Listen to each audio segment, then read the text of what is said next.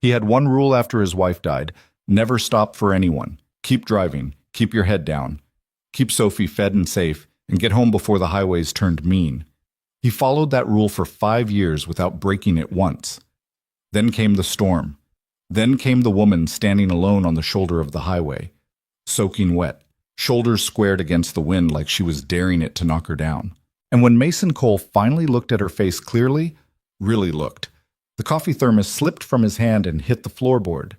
Because she had Elena's eyes. If this story already has your heart beating faster, stay with me until the end. Hit that like button and drop your city in the comments. I want to see exactly how far this one travels. The rain started somewhere around Milford Junction, which was about 40 miles and 2 construction detours outside the city, and by the time Mason Cole merged onto Interstate 9 heading south, it wasn't rain anymore. It was a full assault. The wipers on his pickup truck were 4 months past due for replacement, and every sweep left a smeared film across the windshield that the defrost couldn't quite fix. He leaned forward slightly in the driver's seat, both hands on the wheel, jaw set, watching the taillights of the car ahead bleed red through the water. It had been that kind of day, the kind where nothing went wrong in one single catastrophic way, but everything went slightly wrong in 8 different directions at once. The concrete pour at the Harmon Street site had been delayed 2 hours because a delivery driver had the wrong manifest. One of his foremen, Tully, had gotten into a shouting match with a city inspector over a drainage specification that Mason had already approved 3 weeks ago. And somewhere around 4 o'clock, a water line they were supposed to have rerouted had shown up right where they weren't supposed to be digging, which meant tomorrow was going to require a whole new conversation with the project engineer. He was tired in a way that went past his muscles. His phone buzzed in the cup holder. He glanced at the screen. Mrs. Pruitt, his neighbor, the woman who watched Sophie after school on the days he couldn't make pickup work. He answered through the truck's Bluetooth before it could buzz a second time. "Hey, Mrs. Pruitt." "Mason, honey, I just wanted to let you know Sophie's already had dinner. I made extra soup, so I sent some home with her. She's in your kitchen right now doing her reading assignment, and I think she's been on it for about 45 minutes, which, that child is something else, I'll tell you." He exhaled slowly. Some of the tension across his shoulders loosened, just a fraction. "Thank you. Really. She asked me why you don't have curtains in your living room yet. Tell her I'll get to it. She also asked if she could get a dog. Tell her absolutely not." Small laugh on the other end. "Drive safe, Mason. The weather's awful." "Yes, ma'am." He clicked off and settled back into the silence. The rain intensified, a sudden sheet of it hammering the roof of the cab like gravel from a dump truck, and he automatically reduced his speed by 10 miles per hour, watching the road markings disappear and reappear through the downpour. He thought about soup, about Sophie at the kitchen table doing her reading, probably with her feet up on the chair beside her, the way she always sat when she thought no one was looking. He thought about curtains. He'd been meaning to hang curtains in that living room for 3 years. Carla had picked them out, white with a thin linen weave, the kind that let light through without making the room feel exposed. They were still in the packaging on the top shelf of the linen closet. He'd put them there the week after the funeral, and every few months he'd open the closet for something else and see them there and think, "Not today," and then close the door. Sophie had never asked about them before. He didn't know if that was a good thing or not. The hazard lights came out of the rain like something he almost missed. 2 amber pulses strobing through the downpour on the right shoulder, maybe 300 feet ahead. His brain processed them as background information first, the same way you register a distant sound without turning your head. Then his eyes adjusted and he saw the shape of the vehicle, a large SUV, black or dark gray, pulled off the highway with its front hood raised slightly. He kept his speed and watched it approach in his headlights. There was a figure standing beside it. Not inside the vehicle, outside, in the full force of the storm, standing near the front driver's side wheel. Even from a distance, even through the smear of rain across his windshield, he could see the figure was a woman. Dark coat, no umbrella, completely still, like she'd already accepted that being soaked through was simply part of her evening now. He passed her. He watched her shrink in his rearview mirror until the rain swallowed her image. He drove another 200 feet. Then he said something under his breath that he wouldn't repeat in front of Sophie, and he pulled over onto the shoulder. He sat there for a moment with his hazards on, hands still on the wheel, asking himself what exactly he thought he was doing. It was late. The highway was dark. He was tired in a bone-deep way that made everything feel slightly slow, like he was moving through something thicker than air. There were plenty of people who would call for help and wait inside their car like a reasonable person. That's what he should have done. Kept moving, assumed she had a phone, assumed help was coming. He grabbed his heavy-duty flashlight from behind the passenger seat, pulled his hood up, and got out of the truck.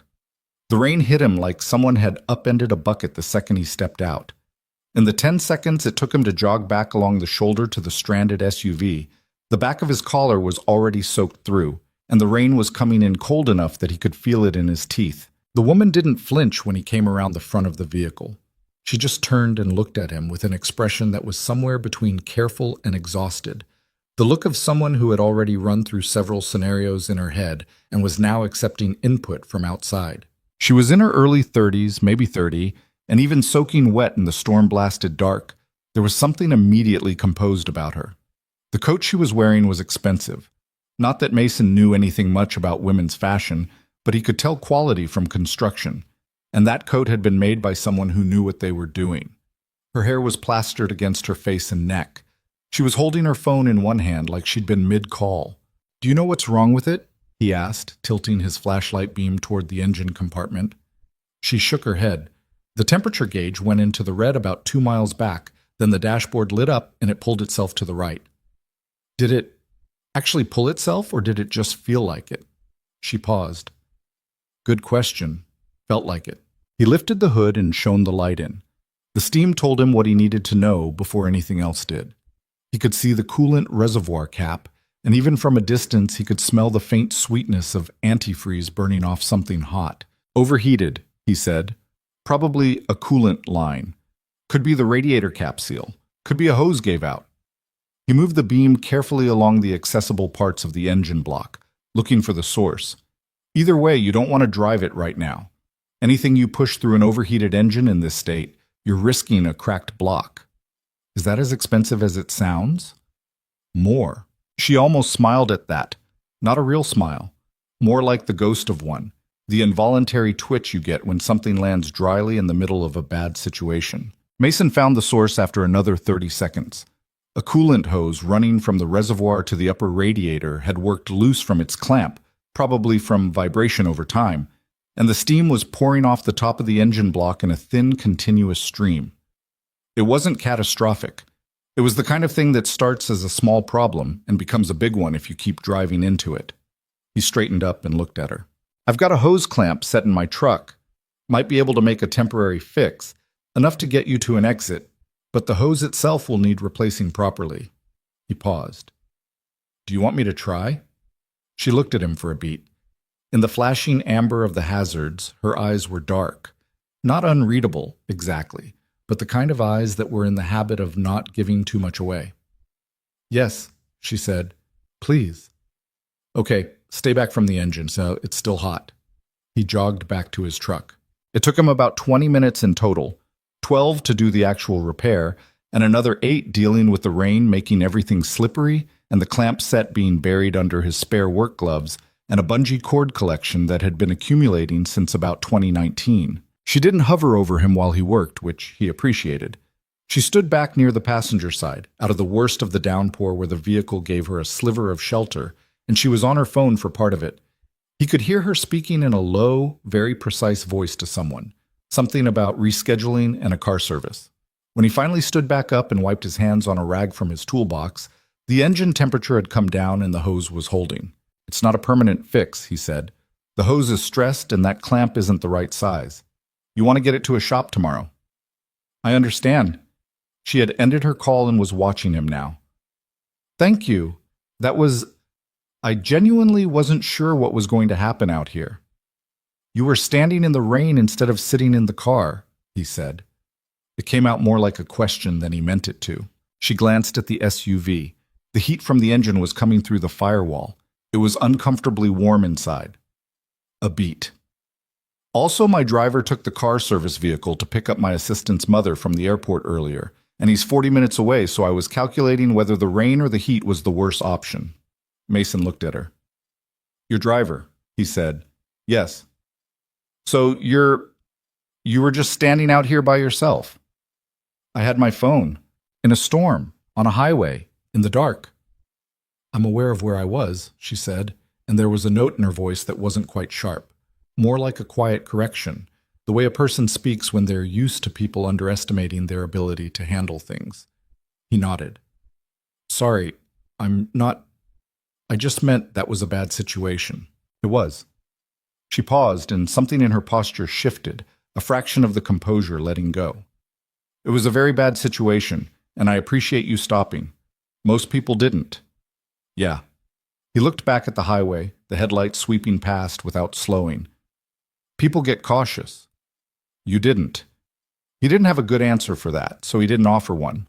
She extended her hand. Her grip was firm and direct, no hesitation in it. Victoria Sinclair. He shook it. Mason Cole. The roadside assistance unit was still 35 minutes out. Not because Victoria hadn't called, but because the storm had apparently produced 4 other incidents on the same stretch of highway in the past hour, and the dispatch was running a prioritized queue. Mason had started back toward his truck twice. Both times something had stopped him. Once because Victoria's temporary repair had made a noise he didn't like, and he'd wanted to check it again, and the second time because she'd asked, very matter-of-factly, whether he wanted to wait in the SUV where at least it was dry. It wasn't a warm invitation. It was pragmatic. She had a vehicle. It had seats. It was not raining inside it. The logic was straightforward. He climbed into the passenger side. The interior of the SUV was something else. Soft leather, the kind of quiet that expensive acoustic insulation creates. A faint smell of something understated and probably costly. Mason sat in it and felt the pronounced contrast to his own truck, which smelled like sawdust and the vanilla air freshener Sophie had installed in October without asking. Victoria was in the driver's seat, her wet coat draped over the back. Without the rain pounding on her and the storm backdrop, she was different to look at. Not softer, exactly. But the emergency context stripped away, she looked like someone who was genuinely very tired. Not just tonight tired, the deeper kind. What kind of construction do you do? She asked. He glanced at her. Commercial, mostly. Some infrastructure. We're currently on a mixed-use development project in the Milford district. Retail on the lower floors. Residential on 4 through 12. Harmon Street? He looked at her again, more directly this time. You know it? My company has 3 buildings in that district. We've been watching the Harmon Street development for a while. A pause. Not competitively, the residential element isn't our primary sector, but it's a significant project. It is, he said. What does your company do? Real estate development, asset management, some retail infrastructure. She said it the way people say things they've described 10,000 times. Not bored, exactly, but practiced. Sinclair Group. He processed that for a second. You're the CEO, he said. Yes. He'd heard the name. Anyone in the construction and development sector in this city had heard the name. Sinclair Group was one of the largest private real estate entities on the eastern seaboard. The name appeared on buildings, on construction bids, on the financial pages of the business section that he occasionally skimmed when something relevant to his industry came up. He looked at the woman in the driver's seat, soaking wet hair drying in pieces against her neck, mascara slightly smudged beneath her left eye from the rain, telling him very calmly that she ran a billion-dollar enterprise. That's a significant job, he said. That's one word for it. What would you call it? She thought for a moment, not performing the pause, actually thinking. Consuming, she said. I'd call it consuming. Mason nodded slowly. What does that mean for the rest of your life? He asked. He wasn't sure why he asked it. It came out more directly than he intended, and he felt the slight awkwardness of it. But she didn't look bothered. It means the rest of my life mostly exists in calendar slots. She looked at the rain against the windshield. I have a very organized assistant who guards my schedule with genuine ferocity. I have a car and a driver. I have a building with a penthouse on the 32nd floor. She paused. And tonight, I was standing alone on a highway in a storm because I told the driver I was fine to come home in the company SUV by myself, which was apparently optimistic. Mason almost laughed. What about family? He asked. You said a driver. Is there someone waiting at home or— My mother, she said. She's in the city. We talk most days. Something moved through her expression, brief and controlled. She raised me by herself, working 2 jobs when I was young, then 1 job when her business started taking off. She's the reason I am what I am, in most of the ways that matter. What does she do now? She retired 4 years ago. She consults sometimes. Mostly she reads and travels and pretends she's not still checking her old industry contacts every week. A faint smile now, more real than the earlier one, something genuine in it. She's not very good at slowing down. I may have inherited that particular problem. Mason said nothing for a moment. What's her name? He asked. It was small talk, background conversation between 2 strangers waiting for a tow, the kind of exchange you have 100 times in a life and forget by the following Thursday. Victoria turned her head and looked at him. Elena, she said. Elena Brooks. The name hit him the way nothing had hit him in a very long time. Not loudly. That was the strange thing about it. There was no sudden surge of dramatic feeling, no movie moment where the music swells and everything goes slow. It was quieter than that, and in some ways worse. It was like hearing a sound from a room you thought was empty. Elena Brooks. He knew exactly who Elena Brooks was. He didn't need to search his memory for her or reassemble her from scattered details. She was there, immediate and whole, the way people are when they've left marks deep enough that time doesn't cover them. It just buries them under other things. He had been 21 when he met her. She had been 20, working the counter at a print shop 3 blocks from the community college he'd been enrolled at before the money ran out. He'd gone in to print a set of architectural drawings for a class project, and had ended up staying 40 minutes past when the drawings were finished, talking to a woman who was reading Steinbeck on her break and had opinions about it that she delivered without apology. They had been together for 2 years. Not perfect years. They were young and broke and stubborn, and their families did not make things easy.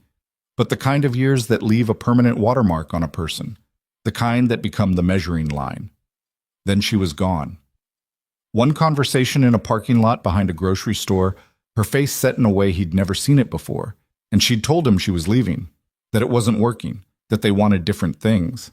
He had stood in that parking lot for a long time after her car pulled away, and then he had gone home and called his friend Derek, and they had sat on Derek's back porch until 2 in the morning without saying very much. He had never gotten a real explanation. He had asked more than once in more than one way. And the closest she came to answering was, "Sometimes love isn't enough, Mason, and I need you to understand that without me explaining every piece of it." He hadn't understood. He still didn't. He had moved on, eventually, the way people move on when they don't have another option. He'd met Carla at a job site 3 years later. She was the project coordinator, organized and direct and funny in a way that snuck up on you. And what began as a functional professional relationship had transformed slowly into something he hadn't been looking for, but had needed badly. They married at 27. Sophie came along at 28. And when Carla's heart gave out without warning at the age of 31, a congenital defect neither of them knew existed. Mason had stood at her grave and felt the particular brutal unfairness of a man who had already lost one love and was now losing another. He had never looked for Elena after Carla died. It hadn't felt like something he was allowed to do. And also, there had been Sophie, who was 3 years old and terrified and needed her father to stay standing. Now he was sitting in a stranded SUV on a flooded highway, soaking wet, and the woman across from him had just told him her mother's name, Elena Brooks. Victoria was watching him. "Are you all right?" she asked. "Yeah," he said. His voice came out flat, not controlled, just empty, the kind of voice that happens when the rest of your brain is occupied with something else. "Sorry, He stopped. "What?" He turned and looked at her properly. Now that he was looking, really looking, with the name in his ears and the timeline assembling itself in the back of his mind, the resemblance was so complete that it was almost disorienting.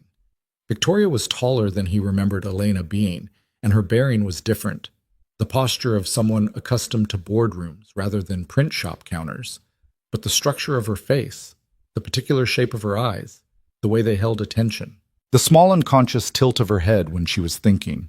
His daughter Sophie did the same thing with her head. He'd never thought much about where it came from, but now. How old are you? He asked. She blinked, not offended, genuinely surprised by the question, which she probably hadn't expected following a sustained silence on his part. 30, she said. Why? The math was right. The math was almost exactly right, depending on certain things he didn't know for certain. Nothing, he said. I'm sorry. I was somewhere else for a second. He needed to not say anything else. Not tonight. Not in this SUV. Not without knowing anything more than a name and a timeline and a resemblance that could very easily be coincidence. People looked like other people. Common features existed in the world. Elena Brooks was a woman he'd been in love with at 21, and that was over a decade ago, and coincidences happened.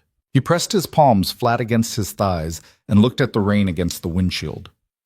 You said your mother raised you alone, he said, and he was trying to keep his voice neutral and knew he wasn't fully succeeding. Yes. No father in the picture. There was a pause.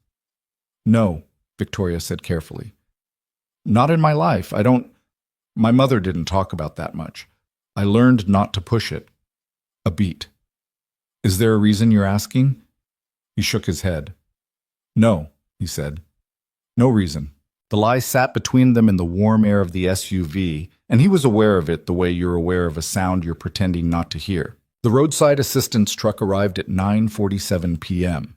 Mason helped the technician assess the repair he'd already made, answered a few questions about the hose and the clamp, and confirmed that the vehicle was stable enough to drive to a shop the following morning. The whole exchange took about 15 minutes. When it was done, the technician climbed back into his truck and left, and Mason and Victoria were standing beside the SUV again, the rain lighter now, reduced from its earlier ferocity to a steady, quiet drip. You should get home, she said. You've already given up a significant portion of your evening. It's fine. You have a daughter waiting. He looked at her. Mrs. Pruitt would have texted me. Still. She reached into the inner pocket of her coat, and he noticed, without meaning to, that her hands were slightly unsteady now that the adrenaline of the evening had let go, the fine tremor of someone who'd been holding composure tight for hours. She produced a business card, matte black with silver type, and held it out to him. I want to compensate you for your time, and the parts. He shook his head. I used a clamp from my own kit. Cost me about $4. Mason. It's fine, he said. She kept holding the card out. He took it, not because he wanted the compensation, he didn't, but because not taking it had started to feel like a different kind of conversation, and he didn't have the capacity for that tonight. He looked at the card. Victoria Sinclair, Chief Executive Officer, Sinclair Group.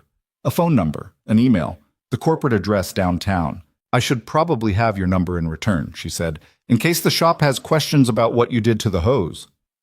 It was practical and slightly transparent, and he could tell she knew it was both. He recited his number. She typed it into her phone. Then she looked at him, and for just a moment the practiced composure was entirely absent from her face. She looked, in that moment, like someone standing at the edge of something they couldn't name. I feel like... She stopped herself. What? She shook her head slightly. Nothing. It's nothing. Drive safely, Mason. He walked back to his truck. He sat in the driver's seat for a full 30 seconds before starting the engine, the business card sitting on the seat beside him, rain collecting on the windshield in overlapping rivers. Victoria Sinclair, 30 years old, mother named Elena Brooks, no father. He started the truck. He pulled onto the highway. And for the first 40 miles of the drive home, he didn't think about concrete pours or drainage specifications or curtains in the linen closet. Sophie was asleep when he got home. Mrs. Pruitt had gone home 2 hours earlier. She always left a note on the kitchen counter with the day's report, written in careful cursive on the backs of old envelopes, cataloging whatever had happened in the hours between school pickup and Mason's return. Tonight's note. Dinner, chicken soup, and half a grilled cheese. Homework, reading, finished. Mood, chatty. She asked about curtains again. He stood in the kitchen and read it twice. Then he folded it and put it in the kitchen drawer where he kept all the others. He went down the hall and opened Sophie's door quietly. She was curled on her side, one arm around the stuffed elephant she'd had since she was 2, her breathing the slow, easy rhythm of deep sleep. Her hair was fanned out across the pillow in the chaotic way it always arranged itself, and one sock was half off her foot where she must have been kicking at it before she fell asleep. He stood in the doorway for a moment. He thought about what it would mean if the math was right. He thought about Elena standing in a parking lot 12 years ago and saying, "I need you to understand without me explaining every piece of it." He thought about Victoria Sinclair standing alone on a highway in the rain, her hands unsteady in the moment after she'd stopped holding herself so carefully together. And he thought about the way she had almost said something at the end, had started a sentence she'd then decided not to finish. "I feel like..." He turned off the hall light and went to bed. He didn't sleep for a long time. In the days that followed, he found himself returning to the memory of that night with an uncomfortable regularity, not with nostalgia exactly, which wasn't something he allowed himself much of anymore, but with the focused attention of a man trying to determine whether what he'd seen was real, or whether exhaustion and the rain and the strange trick of resemblance had assembled something from nothing. He Googled Victoria Sinclair Group on his lunch break the following Thursday, sitting in his truck outside the Harmon Street site with a gas station sandwich he hadn't started eating yet. The results were extensive. She had taken over the company at 26, following the death of a mentor and former partner named Gerald Whitfield, who had apparently discovered her at 22 while she was completing her MBA and brought her in as a junior analyst. There were profile pieces in 3 business publications, a Forbes interview from 18 months ago, and a photograph from a conference she'd spoken at that showed her at a podium in front of a room full of people who were all paying close attention. She looked exactly like the woman he'd sat in the SU-Fi with. She looked exactly like a version of someone he'd loved at 21. He closed the browser. He stared at the construction site through the windshield for a while. Then he picked up the business card from the seat beside him. He had moved it from the truck seat to the dash to the glove box and then back to the seat, which told him something about where his head was. And he set it on the dashboard and looked at it. The phone buzzed, unknown number, but local area code. He answered. "Mason Cole." "It's Victoria Sinclair." A brief pause. "I wanted to check that the SUV story had a satisfying ending. The shop confirmed the hose was the issue. They replaced it this morning and found the clamp you used rather charming, apparently." He heard himself make a sound that was almost a laugh. Charming's a word. They said it was a creative solution. $4 clamp doing $800 work. Something like that? Another pause, and in it he could feel the real reason for the call existing just outside the professional framing she'd put around it. "I also wanted to thank you again, properly, without rain and emergency context distorting the communication. You thanked me at the time." "I know. I wanted to do it again." Something shifted in her voice, the boardroom polish softening slightly at the edges. "My driver felt terrible, by the way. He's been apologizing since yesterday." "Tell him it wasn't his fault." "I did. He apologized for it not being his fault." Mason looked out through the windshield at the skeleton of the Harmon Street building. "How are you doing?" he asked, which was not what he'd intended to say, and he knew it. There was a pause. "I'm fine," she said, and then, after another beat, in a slightly different register, "I've been thinking about something you asked me." "What did I ask?" "About my father." A pause. "Or lack of one." Her voice was measured, the careful intonation of someone saying something they've chosen very deliberately to say. "You asked about it specifically, and then you said there was no reason, which is the kind of thing people say when there's a reason." He didn't answer immediately. "Victoria, you don't have to explain anything," she said quickly. "I'm not asking for an explanation. I noticed, and I wanted you to know I noticed, because I think pretending otherwise would be strange." Mason pinched the bridge of his nose. "There's someone I used to know," he said. "A long time ago. Your mother's name surprised me." Silence on the other end. "How long ago?" she asked finally. 12 years. More silence.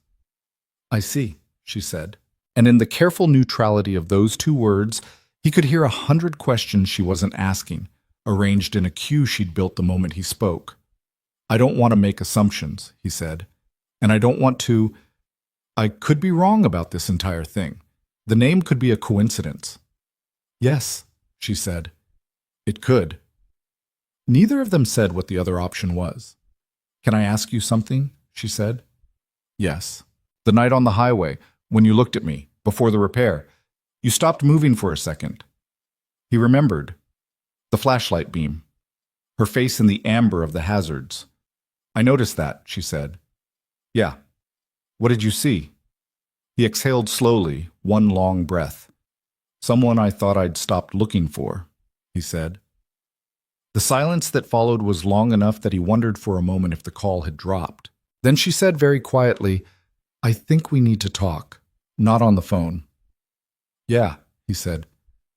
I think we do.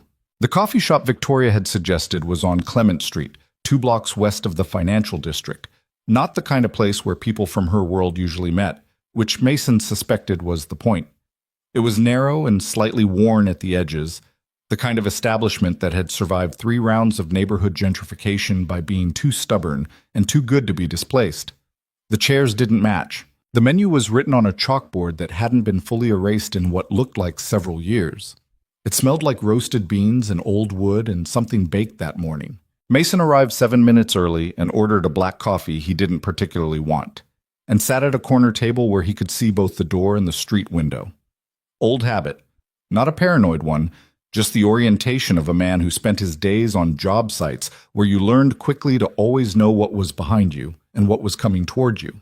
He was on his second careful sip when Victoria walked in. She was dressed differently than the night on the highway. Not corporate, not the emergency weather version of herself either. Dark jeans, a simple gray sweater, her hair down.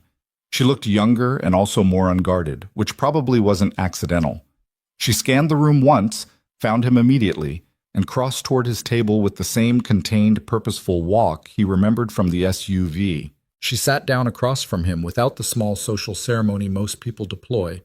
No exaggerated looking around, no comments about the weather or the traffic. She just sat down, put her phone face down on the table, and looked at him. Thank you for coming, she said. You picked the place, he said. I was already downtown. A server appeared, and Victoria ordered tea without looking at the menu, and then the server left and they were alone again with the noise of the coffee shop around them, and the question neither of them had said out loud yet sitting between them like something fragile. I called my mother last night, Victoria said. Mason set his cup down. I didn't tell her why, she continued. I just called to talk. We do that. It wasn't unusual. She paused. But I was listening for things I don't normally listen for. The way she talks about the past. What she says and what she doesn't say. And she doesn't say much, Victoria said, about before me. She talks about her mother, her aunts, places she lived. She talks about her work. She talks about me, my childhood, decisions she made. She looked at her hands flat on the table. But there's a gap. A specific window of time, early in her 20s, that she's always talked around. I noticed it when I was a teenager. I asked once, directly, and she said some things are private, not because they're shameful, but because they're still tender. She looked up. I accepted that. I'm not sure I should have. Mason was quiet for a moment. Victoria, he said, I want to be careful here, because what I'm thinking, if I'm wrong, I've created something that can't easily be undismantled. And if I'm right, he stopped. If you're right, she said, then you've said out loud something that's been true for 30 years, whether we say it or not. He looked at her. In the daylight of the coffee shop, without the emergency context and the rain and the hazard lights, the resemblance was even more precise than he'd been willing to fully acknowledge to himself. The particular dark quality of her eyes, the structure of her face in profile when she turned slightly to watch a couple walk past the window. The set of her jaw when she was choosing her words carefully. He had a photograph of Elena on his phone, not because he'd kept it deliberately, but because it was embedded in an old group photograph from Derek's birthday party in 2011, and it had survived every phone upgrade by being part of a folder he never sorted. He had looked at it 3 times in the past week, and each time he'd closed the app quickly afterward, as though keeping it open constituted something he hadn't given himself permission for. I need to ask you something, he said, and I need you to understand I'm not asking to be invasive. I'm asking because the alternative is pretending this isn't the thing that's sitting in the middle of this table. Ask, she said. Do you know anything about your father? Any detail at all? Name, age, what he did, where he was from? Victoria was still for a long moment. She told me once, she said slowly, when I was about 15 and asking very directly and refusing to be redirected, that my father was someone she'd loved. Not someone who'd done something wrong, not someone who was gone because of cruelty or indifference. She said they were young, and the timing was bad, and the circumstances were harder than they could carry at that age, and that leaving the situation, leaving him, was the hardest decision she ever made. Mason's chest did something he didn't have a word for. She said something else, Victoria continued. Her voice was steady, but he could see the effort in it, the careful management of a person who dealt in precision. She said, "He was the most decent man I ever met at 20 years old, and I hope life treated him well, because he deserved better than what I gave him." The coffee shop noise continued around them. The hiss of the espresso machine, someone laughing at a table near the window, a woman on her phone by the door. All of it normal and entirely irrelevant. Mason picked up his coffee cup and then put it back down without drinking from it. "I was 21 when I met Elena," he said. "She was 20. We were together for 2 years, and then she left, and she didn't give me a full explanation, and I spent a long time being angry about that, and then a longer time just carrying it." He paused. "I never stopped thinking she left because something I did drove her off. That's what you think when someone goes without fully explaining. You assume it was something you were." Victoria said nothing. "If the timeline is what I think it might be," he said carefully, "then she left knowing something I didn't know, and that changes the calculation on why she went." The silence between them was the kind that has weight to it. "You think she was pregnant?" Victoria said. "Not a question. I think it's possible." "And you think that's why she left?" "I think," he said, "that at 20 years old, in the circumstances we were in, no money, families that were already applying pressure, a relationship that was already straining under all of it, she might have made a decision about what telling me would do to both of us, and made it without me." Victoria looked at the table. "That would make her," she said slowly, "either cowardly or incredibly self-sacrificing, and I genuinely don't know which one it is. Maybe both." "Yeah," Mason said. "Me neither." They sat with that for a while. "What do you want to do?" she asked eventually. He exhaled. "I don't know. I've been asking myself that for a week." He turned his coffee cup in his hands, a habitual gesture, something to do with his hands while his brain was working. "What do you want to do?" She looked at him directly. "I want to know the truth. Whatever it is. I've wanted to know the truth about this for most of my adult life, and I've been careful not to push my mother on it because I could see it was something that still hurt her. But I'm 30 years old and—" She stopped. "And what?" "And I'm sitting in a coffee shop across from a man who repaired my car in a rainstorm and who might be my father, and the situation has rather made the decision for me." The word father landed differently than any other word in the conversation. It changed the air quality. Mason felt it in his sternum, not painfully, but with a weight that he wasn't sure what to do with yet. "We shouldn't go to Elena with assumptions," he said. "We need to go with a question. One question, directly and respectfully asked. And whatever she says, that's what we deal with." Victoria nodded. "She's in the city," she said. "She lives in Ardmore Heights, 20 minutes from here." "I know," he said. Then he caught himself. "I mean, I don't know where she lives. I meant I know the neighborhood." Victoria looked at him with something in her expression he couldn't fully categorize. Not quite sympathy, not quite recognition, something in between. "I'll call her," she said. "Not today. I need to think about how to say it." She paused. "And I think you should be there. When I talk to her, I don't think I should do this by myself." "You sure?" "No," she said honestly. "But I don't think it matters." He nodded. She picked up her tea and finally drank some of it, and for a moment they sat in something that wasn't quite comfortable but was at least shared. Two people trying to figure out what territory they'd wandered into and how to move through it without doing more damage than the truth already would. "Can I ask you something else?" Victoria said. "Yeah. Your daughter, Sophie." She'd remembered the name from the highway conversation. "How old is she?" 8. "What's she like?" The question surprised him a little, not unwelcomely. He thought about it genuinely, the way you do when someone asks about your kid and you're actually trying to give them an accurate picture rather than just the headline version. She's stubborn, he said. Smart in a way she doesn't always show people, because she's also watching and evaluating before she decides to let you see it. She reads constantly. She has very firm opinions about food. She'll eat almost anything, but she will not eat onions, and she can detect them even when they're caramelized down to practically invisible, which I find both impressive and inconvenient. He paused. She laughs like her mother did, fully, like something physical. And she misses her mom in this quiet way that she mostly keeps to herself. She doesn't talk about it directly very often. I think she worries it'll make me sad. Does it? Every time, he said simply. Victoria set her cup down. She sounds like someone I'd like to know, she said. Yeah, Mason said. She'd probably like you too. She's been asking for a dog for 6 months.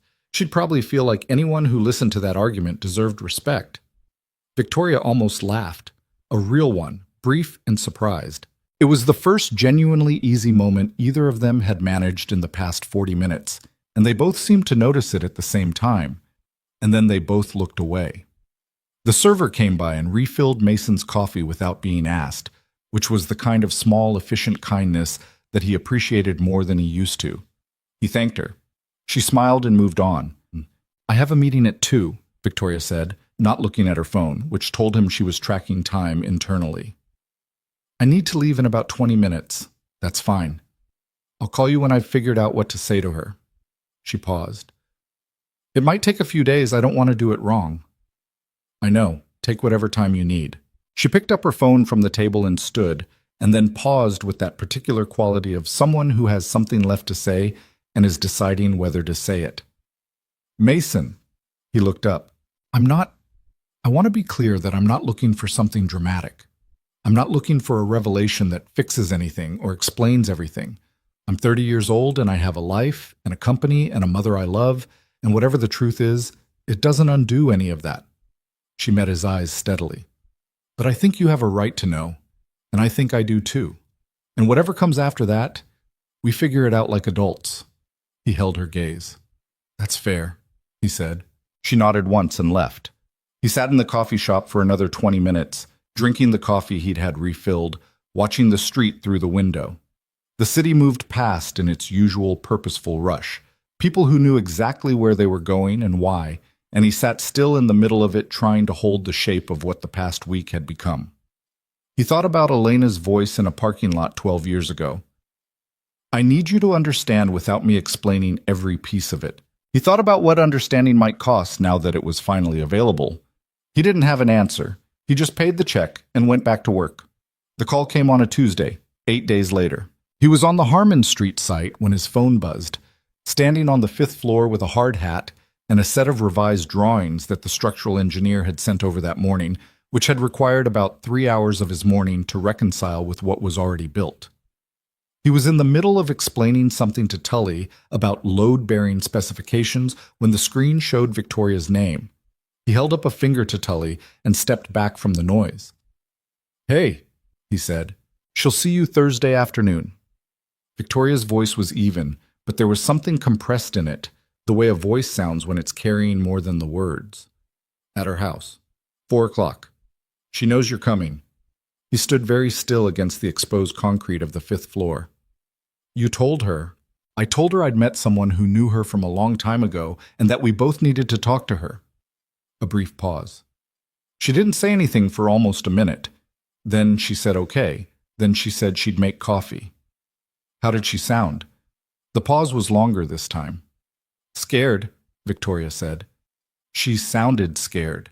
And I've never heard my mother sound scared before. He didn't know what to say to that, so he didn't say anything. I'll text you the address, Victoria said. And Mason, I'll be there too. I'm not leaving her alone with this. With you, I mean. She caught herself. That came out wrong. I didn't mean... I know what you meant, he said. I wouldn't expect anything else. After the call ended, he stood on the exposed 5th floor of the Harmon Street building for another few minutes, looking out across the city skyline through the open floor framework. The sky was pale and high and cold, the kind of November sky that gives no warmth even when the sun is full in it. He thought about a 20-year-old woman making a decision alone. He thought about what alone must have looked like for her at that age, in those circumstances. He had spent 12 years being quietly angry at Elena for leaving without explanation, and somewhere in the past 8 days that anger had shifted its shape into something else, something more complicated and harder to carry in a clean way. Tully appeared at his shoulder. "You good, boss?" "Yeah," Mason said. "Let's go over those load specs again." Thursday arrived the way days do when you've been dreading and wanting them simultaneously. Too quickly and somehow not quickly enough. Mason picked Sophie up from school at normal time, dropped her at Mrs. Pruitt's with the explanation that he had a work meeting running late, which felt like the least harmful version of the truth he could offer an 8-year-old, and then drove across the city to Ardmore Heights with the address on his phone mount and the radio off. The neighborhood was quiet and well kept, the kind of residential block where people planted things and tended them.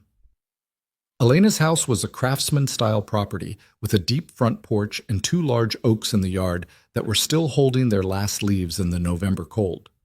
Victoria's car was already in the driveway. He sat in his truck for a moment. He had rehearsed this. He'd been rehearsing it for 3 days in spare moments, in the shower, in the truck on the way to the site, lying awake at 11 at night when the house was quiet and his brain refused to turn off.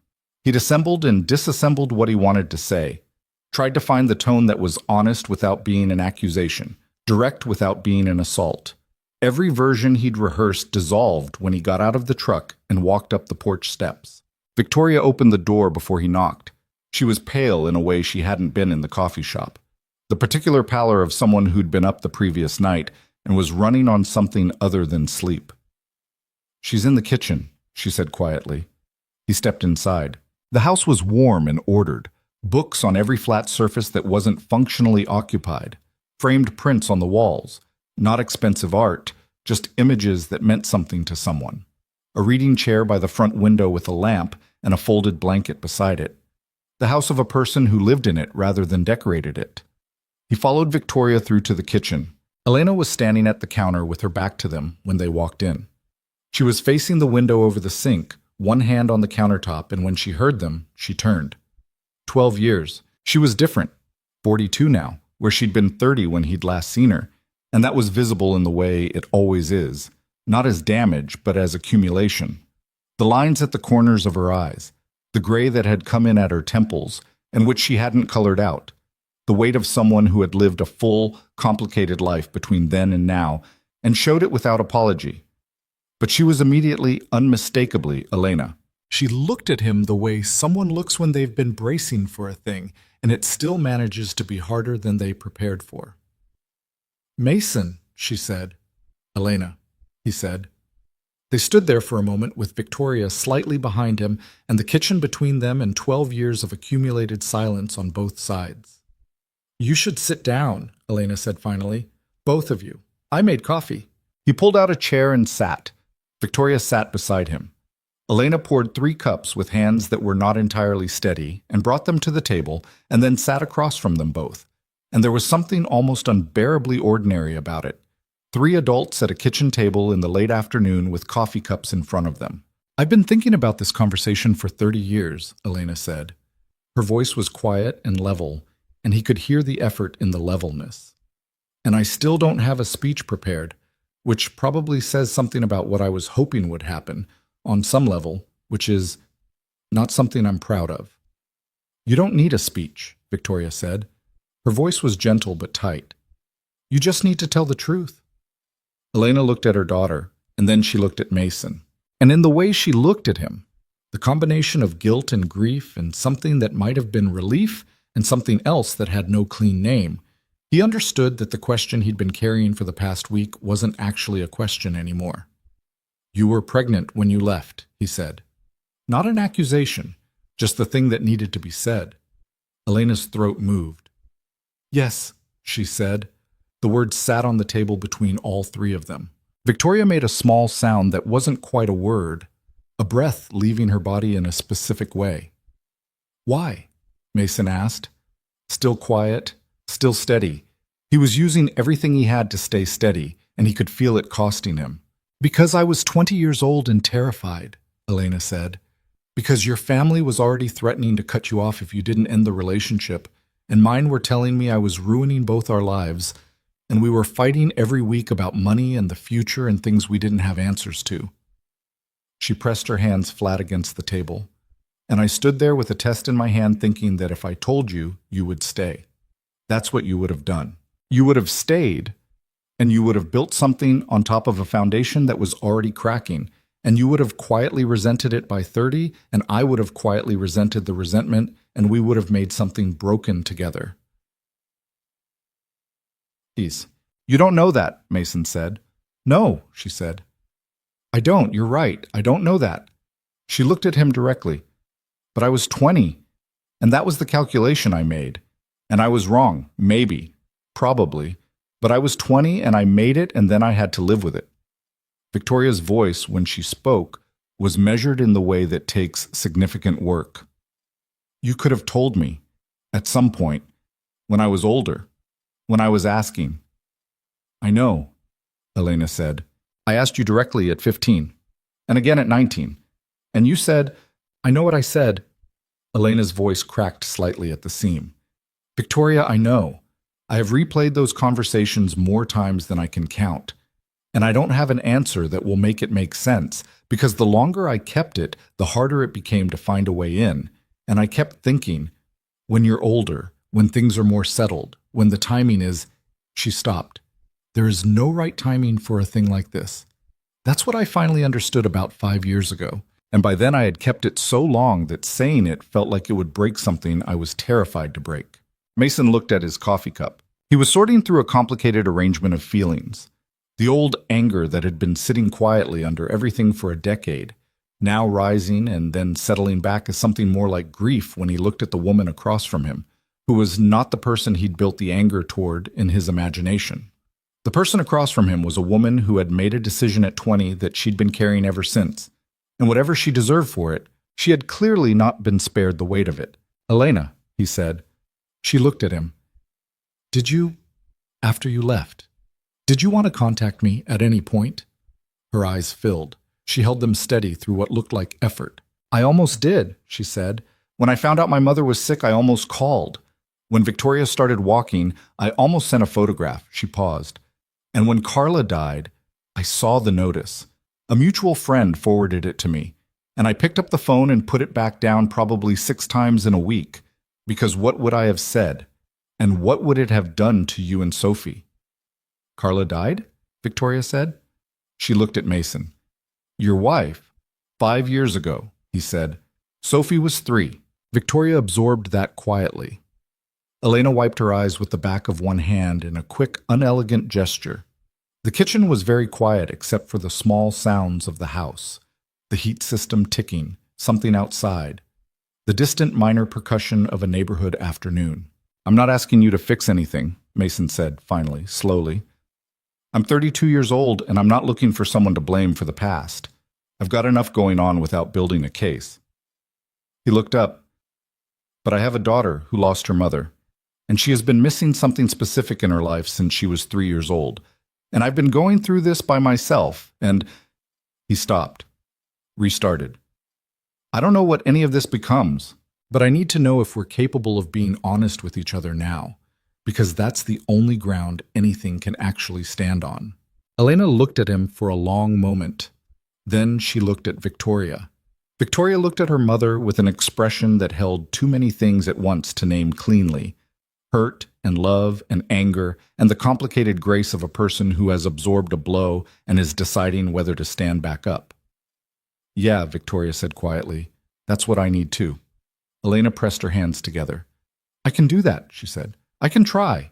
It wasn't a resolution, it wasn't forgiveness, and it wasn't reconciliation, and it wasn't any of the clean words people put on moments like this to make them manageable. It was 3 imperfect people sitting in a kitchen in November, trying to be honest after a very long time of not being, and discovering that honesty doesn't make things easier. It just makes them real. Mason drove home in the dark with the radio still off, and when he got to Mrs. Pruitt's to collect Sophie, she ran at him the moment the door opened and grabbed him around the waist with both arms and said, Dad, Mrs. Pruitt let me watch 2 episodes of the nature documentary, and there was a part with squid that was actually terrifying but also really good. Can we get the streaming plan that has more of those? He held on to her for a moment longer than she expected. "Yeah," he said. "We can probably do that." She pulled back and looked at his face with the focused attention of a child who reads people well and knows when something is different. "Are you okay?" she asked. He looked at his daughter, her clear eyes, her serious expression, the stuffed elephant peeking out of her backpack zipper where she'd apparently tried to bring it to Mrs. Pruitt's and mostly concealed it. "I had a big day," he said honestly, "but I'm okay." She considered this for a moment. "Did you eat anything?" "Not really." "Dad." She took his hand and started walking toward the truck with the matter-of-fact authority of an 8-year-old who had decided the situation required her management. "We're getting something on the way home. You can't not eat. That's not good for your brain." He followed her. He thought about a kitchen table in Ardmore Heights and 3 cups of coffee and the specific heaviness of a truth that had waited 30 years to land. And then he thought about Sophie pulling open the truck door and climbing up into the passenger seat and saying, "I was thinking tacos. What do you think?" And he thought that sometimes the thing that keeps you standing is not the big complicated truth, but the small clear one right in front of you. "Tacos," he said. "Yeah, tacos sounds good." The DNA test was Victoria's idea, and she raised it at the end of the second meeting. A week after the kitchen table, same house, this time with better coffee and slightly less terror in the room, though not much. "I think we need to do it," she said. She was sitting in Elena's reading chair by the front window, legs crossed, her hands around her cup. "Not because I doubt what we all know at this point, but because I don't want there to ever be a version of this where someone, me, Mason, anyone, has a reason to question the foundation of it." Mason was on the couch. Elena was in the armchair across from him. The lamp was on because the afternoon had gone gray early, the way November afternoons do. "You mean for legal reasons," Elena said carefully. "I mean for all reasons," Victoria said. "Legal ones eventually, possibly, but mainly because if we're going to build anything from here, any kind of relationship, any kind of honesty, I want it standing on something solid." Mason looked at his hands. He'd been thinking about this already, in the quiet of his own head, turning it over in the way he turned over structural problems on a job site. The question of what the foundation actually needed to hold the weight you were planning to put on it. Victoria was right. They all knew what the truth was, sitting in that room. But knowing and having confirmed were different things, and in a situation this specific and this irreversible, the difference mattered. "I can arrange it," he said. "I know a clinic that does it quickly and privately." "I can pay for it," Victoria said. "You don't need to pay for it." "Mason." "Victoria." He looked at her directly. "Let me pay for a DNA test. That's something I can do." She held his gaze for a moment, and then something in her expression shifted, not softening exactly, but adjusting, the recalibration of someone recognizing that the other person in the room also needed agency in this, not just logistics. "Okay," she said. Elena had said very little in the past 10 minutes. She was looking at her coffee cup with the fixed attention of someone whose thoughts were somewhere else entirely, working through something she hadn't verbalized yet. Mason had noticed, over the course of the 2 meetings, that Elena processed things the way some people did, largely internally, the conclusions arriving fully formed after a period of apparent stillness. He remembered that about her. It was one of the things that had frustrated him at 21, and that he now recognized simply as how she was built. "Elena," he said. She looked up. "Are you all right with this?" She took a breath. "Yes," she said. "It's the right thing to do." She paused. "It's a lot of right things arriving at once, but yes." The clinic appointment was the following Saturday morning. Mason had found a medical lab on the north side of the city that offered private paternity testing with results in 4 business days and a staff clearly accustomed to handling situations with a degree of discretion. The woman at the intake desk was professional in a specific way that suggested she had processed every possible variation of this particular situation and was constitutionally incapable of surprise. They arrived separately. Mason first, then Victoria 15 minutes later. They sat in the small waiting room with its neutral colors and its carefully selected magazines, not talking much, watching the morning traffic pass the window. "Have you told anyone?" Victoria asked.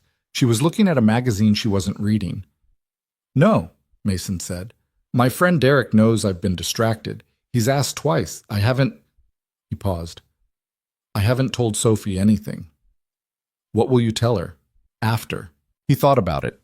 He'd thought about almost nothing else in the evenings after Sophie went to sleep, sitting in the kitchen with a beer going flat on the table beside him, while he tried to construct a version of this story that an 8-year-old could hold.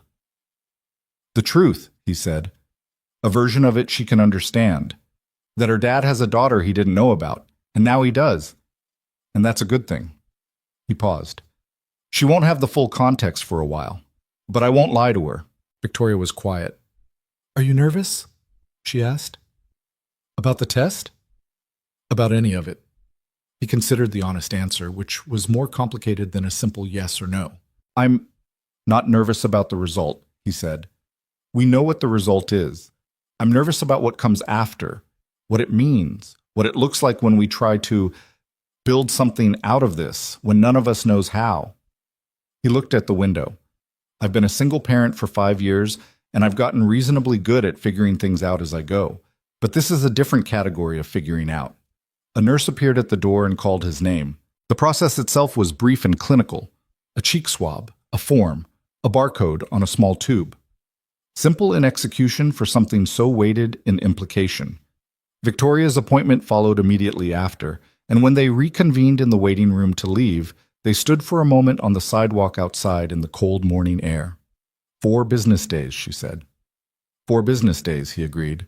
She looked at him with an expression he was becoming better at reading. The particular quality of Victoria's face when she was allowing herself to feel something she didn't fully have words for yet. Thank you, she said, for handling this, the way you have. I know you didn't have to. It's not about what I had to do, he said. Still, he nodded. They went their separate ways. And he drove to the site because there was concrete to pour and specs to review and a city inspector coming at 11, and the work didn't wait for his personal life to resolve itself. The results arrived on a Wednesday, emailed to both of them simultaneously per the arrangement they'd made.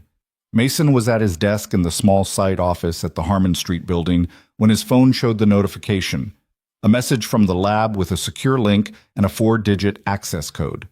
He sat there for a full 2 minutes without opening it. It wasn't that he was afraid of the answer. He knew the answer, but there was something about the moment before confirmation that still held a version of the world where things were simpler. And once he opened that email, that version was over permanently. He opened it. The result was what he'd known it would be. Probability of paternity, 99.998%. He put the phone down on the desk. Outside the site office windows, he could hear the percussion of construction, the rhythmic machinery of a building going up floor by floor, steel and concrete, and human effort assembling into something permanent. He had spent his adult life in the business of building structures that would outlast him.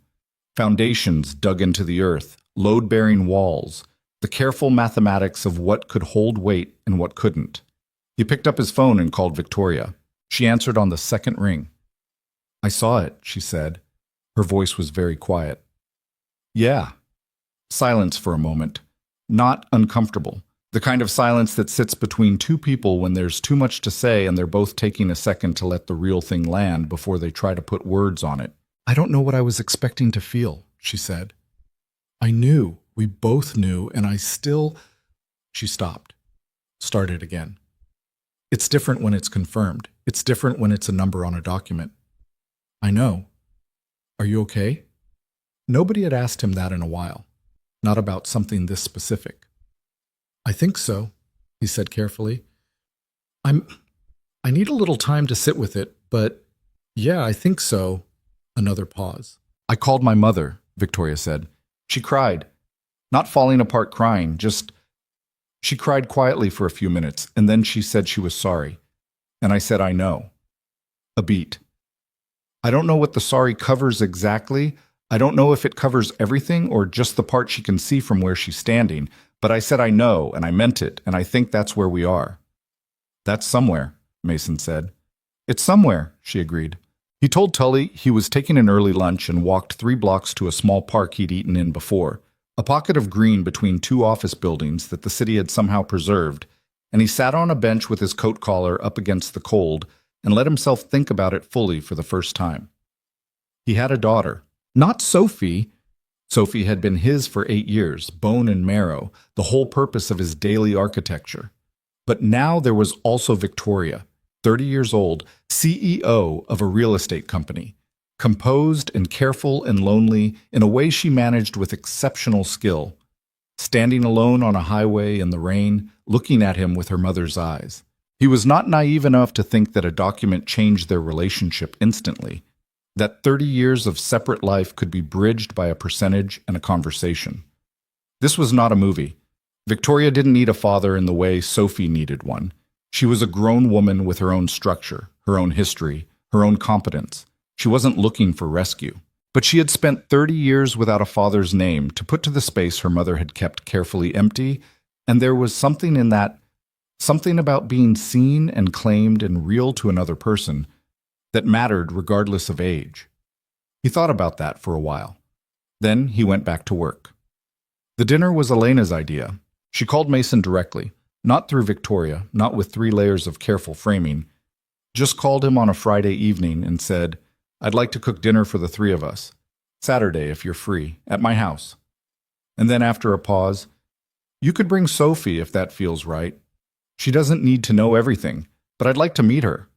Mason held the phone and thought about it. "Let me think about that part," he said. "The Sophie part. Give me a day." He thought about it through Saturday morning. While making pancakes, Sophie kept trying to improve with the addition of chocolate chips he kept removing from the bowl, while driving her to her friend Nadia's birthday party at a place that appeared to be entirely made of foam obstacles and controlled chaos, while sitting in the lobby of said foam obstacle arena for 2.5 hours, with a paper cup of bad coffee and a waiting room full of other parents doing the same thing. By the time he picked Sophie up, sweaty and incoherent with happiness, still wearing a paper birthday crown she refused to remove, he'd made up his mind, not the full truth. Not yet. Sophie was 8, and there were some things 8-year-olds deserved to be protected from until the adults had built a stable enough structure to present to them. But meeting Elena was not a harmful thing. He was still working out exactly what Elena was to him now, which was a project with no clear completion date, but she was not a threat to his daughter. "Hey," he said, as Sophie buckled herself in with the crown askew, "do you want to have dinner at someone's house tonight? An older lady. Really good cook, from what I hear. She has a lot of books." Sophie looked at him with the assessing expression she used when she was evaluating whether something was as simple as it was being presented. "Books like for decoration, or books like she actually reads them?" "Looks like she actually reads them." "Okay," Sophie said. "Can I keep the crown?" "You can keep the crown." Elena's house smelled like something braised and something baked, and when she opened the door and saw Sophie standing beside Mason in a birthday crown she apparently had no intention of removing, Elena's face did something unguarded and immediate, the involuntary softening of a woman who had not had a child in her house in a very long time and had missed it without fully knowing she did. "You must be Sophie," Elena said. Sophie looked up at her with the serious evaluation she gave every new person. "You have a lot of books," she said. "I do." "Do you actually read all of them?" "Most of them. Some of them I just like looking at." "That's honest," Sophie said, and walked inside.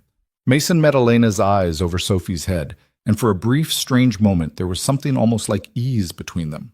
The shared recognition of a particular 8-year-old's particular personality, witnessed together from the same position. Victoria arrived 20 minutes later, letting herself in with a key she apparently had from previous visits. She appeared in the kitchen doorway, stopped when she saw Sophie at the kitchen table earnestly explaining to Elena the specific nature of her objection to onions, and something moved across Victoria's expression, something that took Mason a moment to identify because it wasn't an emotion he'd seen on her before.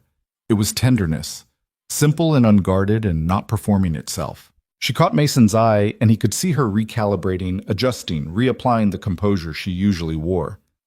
He gave a small shake of his head. She understood. "Don't. You don't have to." She nodded almost imperceptibly. Dinner was a braised chicken dish with roasted root vegetables and a bread Elena had made that morning that Sophie declared the best bread she had ever eaten, which caused Elena a level of visible pleasure that was completely disproportionate and absolutely genuine.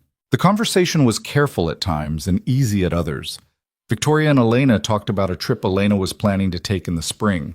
Sophie interrogated Victoria at length about what a CEO actually did on a daily basis, found the answers mostly unsatisfying in terms of action content, and then asked whether Victoria had ever been in a helicopter, which she had, and this substantially improved Victoria's standing. Mason ate more than he had at a single meal in months and watched the four of them at the table, himself included from some vantage point outside himself, and tried to understand the shape of what was assembling in front of him. After dinner, Victoria and Sophie ended up in Elena's living room. Mason could hear them from the kitchen, where he was helping Elena with the dishes, something he'd insisted on and she'd resisted, and he'd won by simply picking up a dish towel and starting. Sophie was explaining something about a book she was reading for school. Her voice carried the way it always did when she was genuinely engaged, up in volume and speed, the information coming out in clusters, circling back to fill in gaps.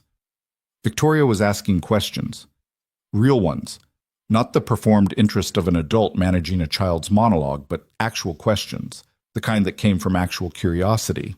Elena was standing next to Mason at the sink, and she was listening too. And her expression was a thing he wasn't going to try to name, except that it was the expression of a woman watching something she had spent 30 years trying not to want. "She's something," Elena said quietly. "Yeah," Mason said. "She is." Elena handed him a pot. "You raised her well, alone." "She mostly raised herself," he said. "I just kept her fed and in school." Elena made a small sound that wasn't quite a laugh, but was adjacent to one. They stood in the kitchen in silence for a while, the sound of Sophie and Victoria coming from the next room, and it was not comfortable exactly. There was still too much history in the room for comfort, too many things that had been said at the kitchen table 2 weeks ago and hadn't fully resolved, but it was something. It was coexistence. It was two people who had caused each other significant harm standing at a sink washing dishes and choosing to be in the same room anyway. "I need to ask you something," Mason said. Elena kept washing. "Okay. Why did you come back to the city? After everything?" She was quiet for a moment. "My business brought me back," she said. "About 12 years ago, ironically. Just after—" She paused. "Just after I heard about you and Carla getting married. I moved back for a contract, and then stayed because my mother was getting older and needed me closer." She paused again. "I knew you were here. I told myself it was a big city, and the chances of—" She didn't finish. "But you knew," Mason said. "I knew," she said. He dried the pot and hung it. "Did you ever drive past my site?" he asked. "On Harmon Street?" She turned and looked at him. "Once," she said. "About 2 years ago. Before the building went up. I parked down the block and watched for about 10 minutes. A pause. You were arguing with someone on the phone and you had your hand on your forehead like you always did when you were frustrated." He looked at the window over the sink. "Elena," he said. "I know," she said. "I know. I don't have—" "I'm not going to say it was okay," he said. "What you did. I'm not there. I might not get there. But I need you to understand that I'm also not—" He stopped, organizing it. "I have Sophie, and the years with Carla, and a life that I built out of the wreckage of everything that happened, and I'm not going to stand here and pretend I'd undo any of it just to get back the version where you didn't leave." He turned and looked at her directly. "But you took something from me, and from her." He tilted his head slightly toward the living room, and I needed to say that plainly, once. Elena looked at him. Her eyes were wet. She didn't look away. "I know," she said. "You're right." He nodded. They went back to the living room. Sophie had apparently gotten Victoria to pull 2 books off Elena's shelves, a novel and a field guide to North American birds, that she seemed to find inexplicably compelling, and was conducting a simultaneous comparison of their merits, while Victoria sat beside her on the couch, with the particular stillness of someone who had nowhere else in the world they'd rather be right now. Mason stood in the doorway for a moment and took it in. 2 weeks ago, he'd been a single father eating gas station sandwiches in a truck on a construction site, and now he was standing in a doorway watching his 8-year-old teach a 30-year-old billionaire about bird migration patterns.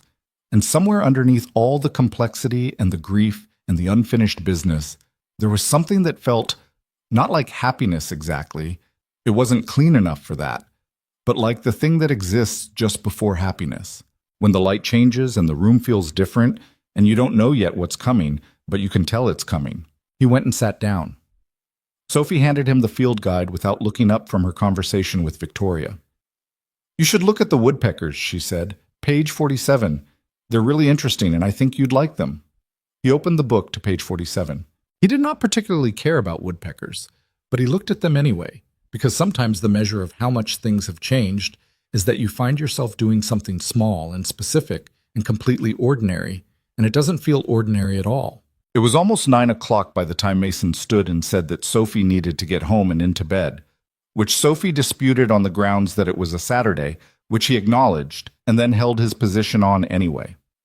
The negotiation followed its usual arc, Sophie deploying increasingly creative arguments, while Mason listened with genuine attentiveness and ultimately didn't move.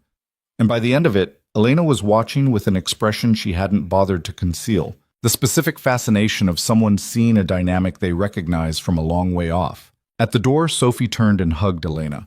Not a polite hug, a real one, full-armed, the kind she gave people she'd already decided she liked. Elena made a sound that was very small and held on for a moment longer than Sophie did. Then Sophie turned to Victoria. "You should come back," she said. "You're pretty good at bird facts now." Victoria looked at her for a moment. "I'll work on them," she said, "so I'm better prepared next time." "Good," Sophie said, with the satisfied air of a person whose standards have been heard and acknowledged. She went to the truck. Mason stood at the door with Elena and Victoria behind him, the cold night air coming in against the warmth of the house. "Thank you," he said, to Elena mainly, but to both of them. Elena nodded. He walked down the porch steps. He was almost to the truck when Victoria said his name. He turned. She was standing at the top of the porch steps, one hand on the rail, the porch light making a small warm circle around her. "I know we're still—" She stopped, started again. "I know there's a lot we haven't figured out yet. What this looks like.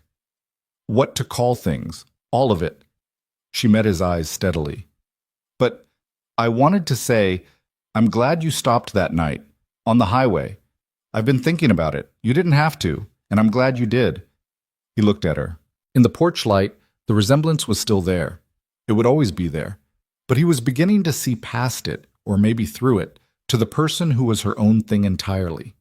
The person who had grown up without a name for half of where she came from and had built herself into something formidable anyway, and who was standing on a porch in November saying something true with the careful directness of someone who didn't say things lightly. "Yeah," he said. "Me too." He got in the truck. Sophie was already buckled, the birthday crown finally removed and sitting on her lap, her head tipped slightly against the window in the way that meant she had about 15 minutes before she was asleep. "I like them," she said, without preamble. "Yeah? Elena makes really good bread and Victoria is smart. I can tell because she doesn't try to pretend she knows things she doesn't know. Most adults pretend." He started the truck. "That's pretty observant," he said. "I'm observant," Sophie said matter-of-factly. "Are we going to see them again?" He pulled onto the street, the house receding in the rearview mirror, a warm-lit rectangle in the November dark. "Yeah," he said. "I think we are." Sophie settled against the window. "Good," she said. And within 10 minutes she was asleep, the crown in her lap, the Birdfield guide Elena had quietly pressed into her hands at the door, tucked under her arm, like something she planned to keep. Mason drove home through the late-night city, quiet and awake, carrying something in his chest that he didn't have a name for yet. Not resolution, nothing this complicated resolved in 3 weeks. Not happiness. That was too simple a word for something with this many layers. But something that was alive and moving and real, the way water is real when it starts running again through pipes that have been frozen for a long time. He drove home and put Sophie to bed without her fully waking up, and then he stood in the hallway outside her room for a moment, and then he went and stood in the living room doorway and looked at the linen closet across the hall. He opened it. The curtains were on the top shelf, still in the packaging, exactly where he'd put them 3 years ago. He stood there for a moment, then he took them down. He didn't hang them that night. He just put them on the kitchen table. But they were out of the closet, which was different from where they'd been. And sometimes that's the thing. Not the finishing, but the first move. Not the curtains on the wall, but the curtains on the table, which is its own kind of progress. And not nothing. He went to bed. He slept. The curtains stayed on the kitchen table for 4 days. Mason walked past them every morning while making coffee, every evening while making dinner, and each time he registered their presence the way you register something you've left in the middle of a room intentionally. A reminder to yourself from an earlier version of yourself, who had momentum that the current version keeps not quite finding. On the 5th day, Sophie moved them to the counter without comment. On the 6th day, she said, "Are we going to hang those, or are they a decoration now?" And he said, "We're going to hang them." And she said, "When?" And he said, "Soon." And she gave him the particular look of an 8-year-old who has learned that soon is a word adults use when they mean not yet, but I need you to stop asking. He hung them on a Sunday morning in December, while Sophie sat on the couch watching and providing an ongoing commentary on his ladder technique that he did not request and that she provided freely anyway. They were white with a thin linen weave. They let light through without making the room feel exposed. Carla had good taste, he thought. She'd had good taste about most things. "They look nice," Sophie said when he climbed down. "Yeah," he said, "they do." He folded the ladder and carried it back to the garage. And when he came back through the living room, the morning light was coming through the linen in a way that changed the quality of the room, made it look less like a place someone was camping in temporarily, and more like somewhere a person actually lived. He stood in the doorway for a moment and looked at it. Then he went and made breakfast. December moved in the way December does in the city, cold and compressed, the days short enough that by the time he got home from the site, the sky was already dark. The neighborhood houses lit up in rectangles of warm interior light. The Harmon Street project had entered its interior phase, which meant different kinds of problems and different kinds of meetings, and the particular professional tension of a job that was close enough to done that everyone was starting to get ahead of themselves. Victoria had texted him twice in the 2 weeks since Elena's dinner, once to send him a photograph of a bird guide she'd found at a bookstore. With the message, page 47 has better woodpeckers than Elena's copy, in case Sophie wants a comparison, and wants to ask if he'd be interested in looking at the Sinclair Group's current development projects in the Milford district, since they had 2 properties near the Harmon Street site, and she thought there might be some professional overlap worth discussing. He had responded to the bird guide text immediately and taken 3 days to respond to the professional one, not because he wasn't interested, but because he was trying to work out where the line was. Between the personal thing they were still building and the professional world he lived in, and whether mixing them was wise or just convenient. He decided it was probably both, which was honest, and he agreed to the meeting. They met on a Wednesday in the Sinclair Group's main conference room on the 28th floor of their downtown building. The conference room had floor-to-ceiling windows overlooking the city and a table large enough to seat 20, and Mason arrived in clean work clothes that were his best attempt at the middle ground between a construction site and a corporate boardroom, and spent approximately the first 30 seconds after walking in recalibrating to the environment.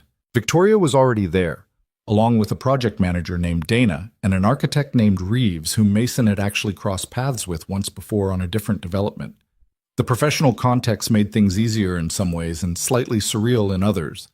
Mason had to periodically remind himself while discussing drainage specifications and zoning variances that the woman across the table from him had a test result on her phone matching 99.998% of his DNA. He was professional. Victoria was professional. Dana and Reeves had no idea anything was unusual, and Mason was reasonably confident they'd both go home that evening and say nothing about the meeting more interesting than that the contractor from the Harmon Street job had been reasonably well prepared. After Dana and Reeves left, Victoria poured herself a second coffee and sat back down across from him. "You're good at this," she said. "I've been doing it a while." "The compartmentalization," she said, "sitting in that meeting and being completely normal." "You were completely normal too," he said. "I had the home field advantage." She looked at her coffee. "And I've been compartmentalizing for 30 years, so the bar is set high." He looked at the city through the windows. From up here, the construction sites were just geometry, rectangles and angles, and the small moving figures of workers he recognized as his own people from a different altitude. "How are you?" he asked. She was quiet for a moment, the kind of quiet that told him she was going to give him a real answer rather than a functional one. "I've been having a hard time sleeping," she said. "Not because anything is wrong, exactly. More because I keep There's a lot to process, and my brain won't do it efficiently on schedule. She turned her cup. I called Elena 3 times this week, which is more than usual. She's being patient about it. What do you talk about? Mostly nothing directly about this. We talk about her trip plans. She tells me about things she's reading. But I think we're both doing the same thing, which is just maintaining contact because the contact feels important right now. She paused. Does that make sense? Yeah, he said. It does. What about you? He thought about the curtains, about sleeping through the night for the first time in recent memory, 2 nights ago, without the particular 3 a.m. wakefulness that had been his companion for most of 5 years. Better than I was a month ago, he said honestly. Something has settled. I don't know if it's the right word, but something has settled. She looked at him. Can I tell you something? She said. Yeah, I've been in therapy for 4 years, she said, with the directness of someone who had decided not to be embarrassed by the fact. And I was talking to my therapist about all of this, everything that's happened since the highway, and she asked me something that I've been sitting with. She paused. She asked what I was most afraid of, about all of this, about you. What did you say? I said I was afraid that I'd want something that you couldn't give, that I'd start to need something from this relationship that it wasn't able to be. She met his eyes steadily. And she asked what that something was, and I said, I think I said that I was afraid of needing a father, which feels like a ridiculous thing to say at 30. Mason looked at her. It's not ridiculous, he said. It feels ridiculous. Victoria, you've spent 30 years without a father in the picture. The need doesn't expire at 18, it just goes underground. He held her gaze. And I'm not going to pretend I've worked out what this looks like yet, either. But I'm not here by accident, and I'm not here because of a test result. I'm here because I pulled over in a rainstorm and met someone I wanted to know better. The rest is... He searched for the word. The rest is context. She was quiet for a long moment. Okay, she said finally. Quietly. Okay, he agreed. She picked up her coffee. He picked up his. And somewhere in the 28th floor conference room, with the city spread out below them and a table large enough for 20 with only 2 people at it, something shifted towards something else. Not dramatically, not with music or ceremony, but the way things shift when 2 careful people simultaneously decide to stop being quite as careful. The first Saturday in December, Victoria showed up at Mason's house. She had called the day before to ask if it was all right, which he'd appreciated, and he'd said yes, come around noon. We'll probably be making lunch. She arrived at 12:07 with a paper bag that turned out to contain 3 different kinds of cheese, a baguette, and 2 types of soup from a place on her side of the city that she'd described only as good, which was accurate. Sophie opened the door, looked at the bag and said, "Is that soup?" And when Victoria said yes, Sophie stepped aside and said, "Okay, come in," with the air of someone who has established her governing criteria and found them satisfied. Mason was in the kitchen when they came through, and he watched Victoria navigate the space, the organized chaos of a working household with an 8-year-old in it, the stack of Sophie's library books on the counter, the dog-eared permission slip on the refrigerator door, the crayon drawing of what appeared to be a dinosaur in a business suit that Sophie had produced last Tuesday and posted at eye level like a statement piece. Victoria looked at the dinosaur drawing without comment, then looked at Mason with a raised eyebrow. She had a business unit at school, he said. I see. The dinosaur is a CEO. That tracks, Victoria said, and set the bag down on the counter. They ate at the kitchen table, soup from bowls, bread torn rather than sliced because Sophie said tearing was more efficient, and Victoria agreed, cheese on the side. And the conversation went in 3 directions at once, the way conversations do when a child is at the table and has opinions about everything and no particular filter on when to deploy them. Sophie wanted to know whether the Sinclair Group had ever built anything that fell down, which Victoria said no.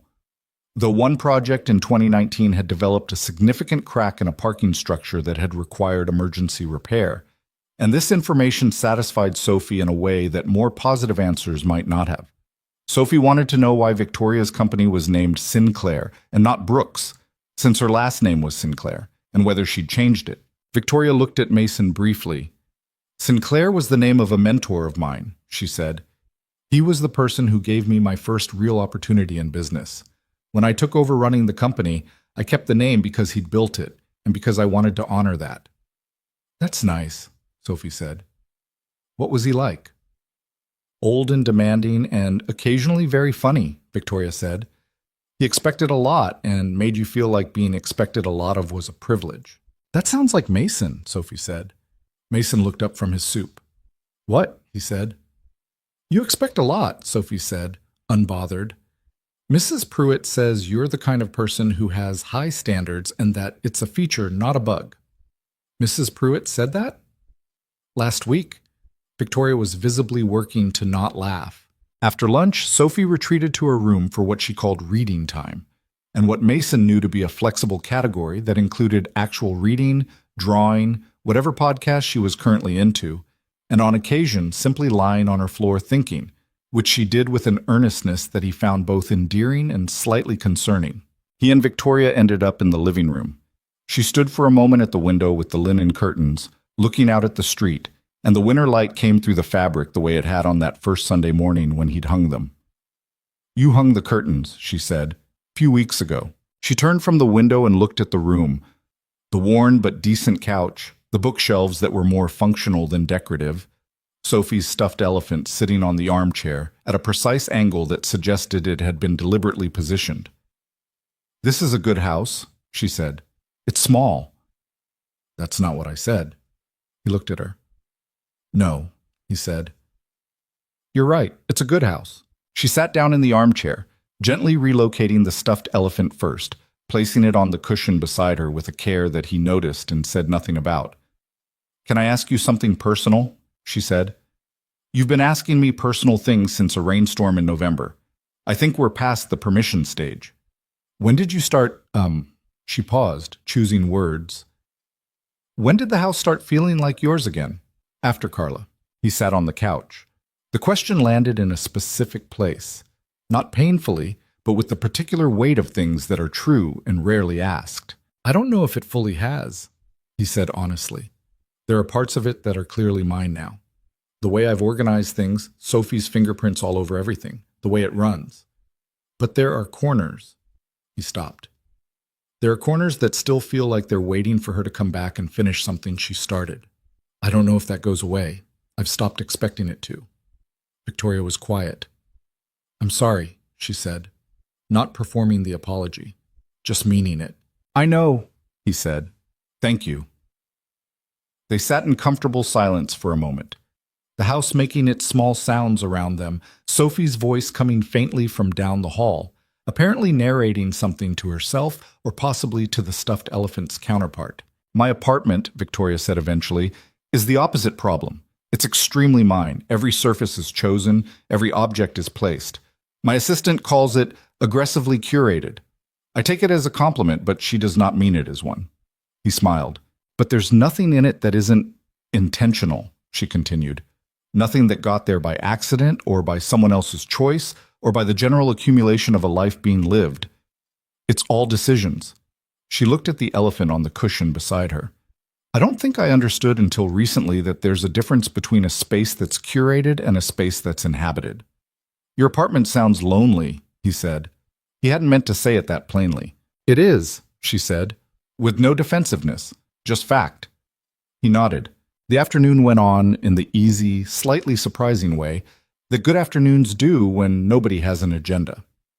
Sophie reappeared around 3 with the Birdfield guide Elena had given her, which she had apparently been cross-referencing with the one Victoria had photographed for her, and she had questions. Specific, detailed, earnest questions about bird migration that neither Mason nor Victoria could fully answer, but that Victoria engaged with such genuine interest that Sophie declared her actually useful, which Mason had learned over 8 years was one of the higher honors his daughter dispensed. Victoria stayed until 5. At the door, putting on her coat, she turned to Sophie. Same time next week, Sophie said, with the casualness of someone who had already made the decision that this was a recurring arrangement. Victoria glanced at Mason. He shrugged in a way that communicated, she makes her own social calendar. I've learned to accept this. Same time next week, Victoria said, and she left, and Sophie immediately went back to her room. and Mason stood in the hallway for a moment with the particular quiet of a house that has recently had more people in it than usual and is now finding its shape again.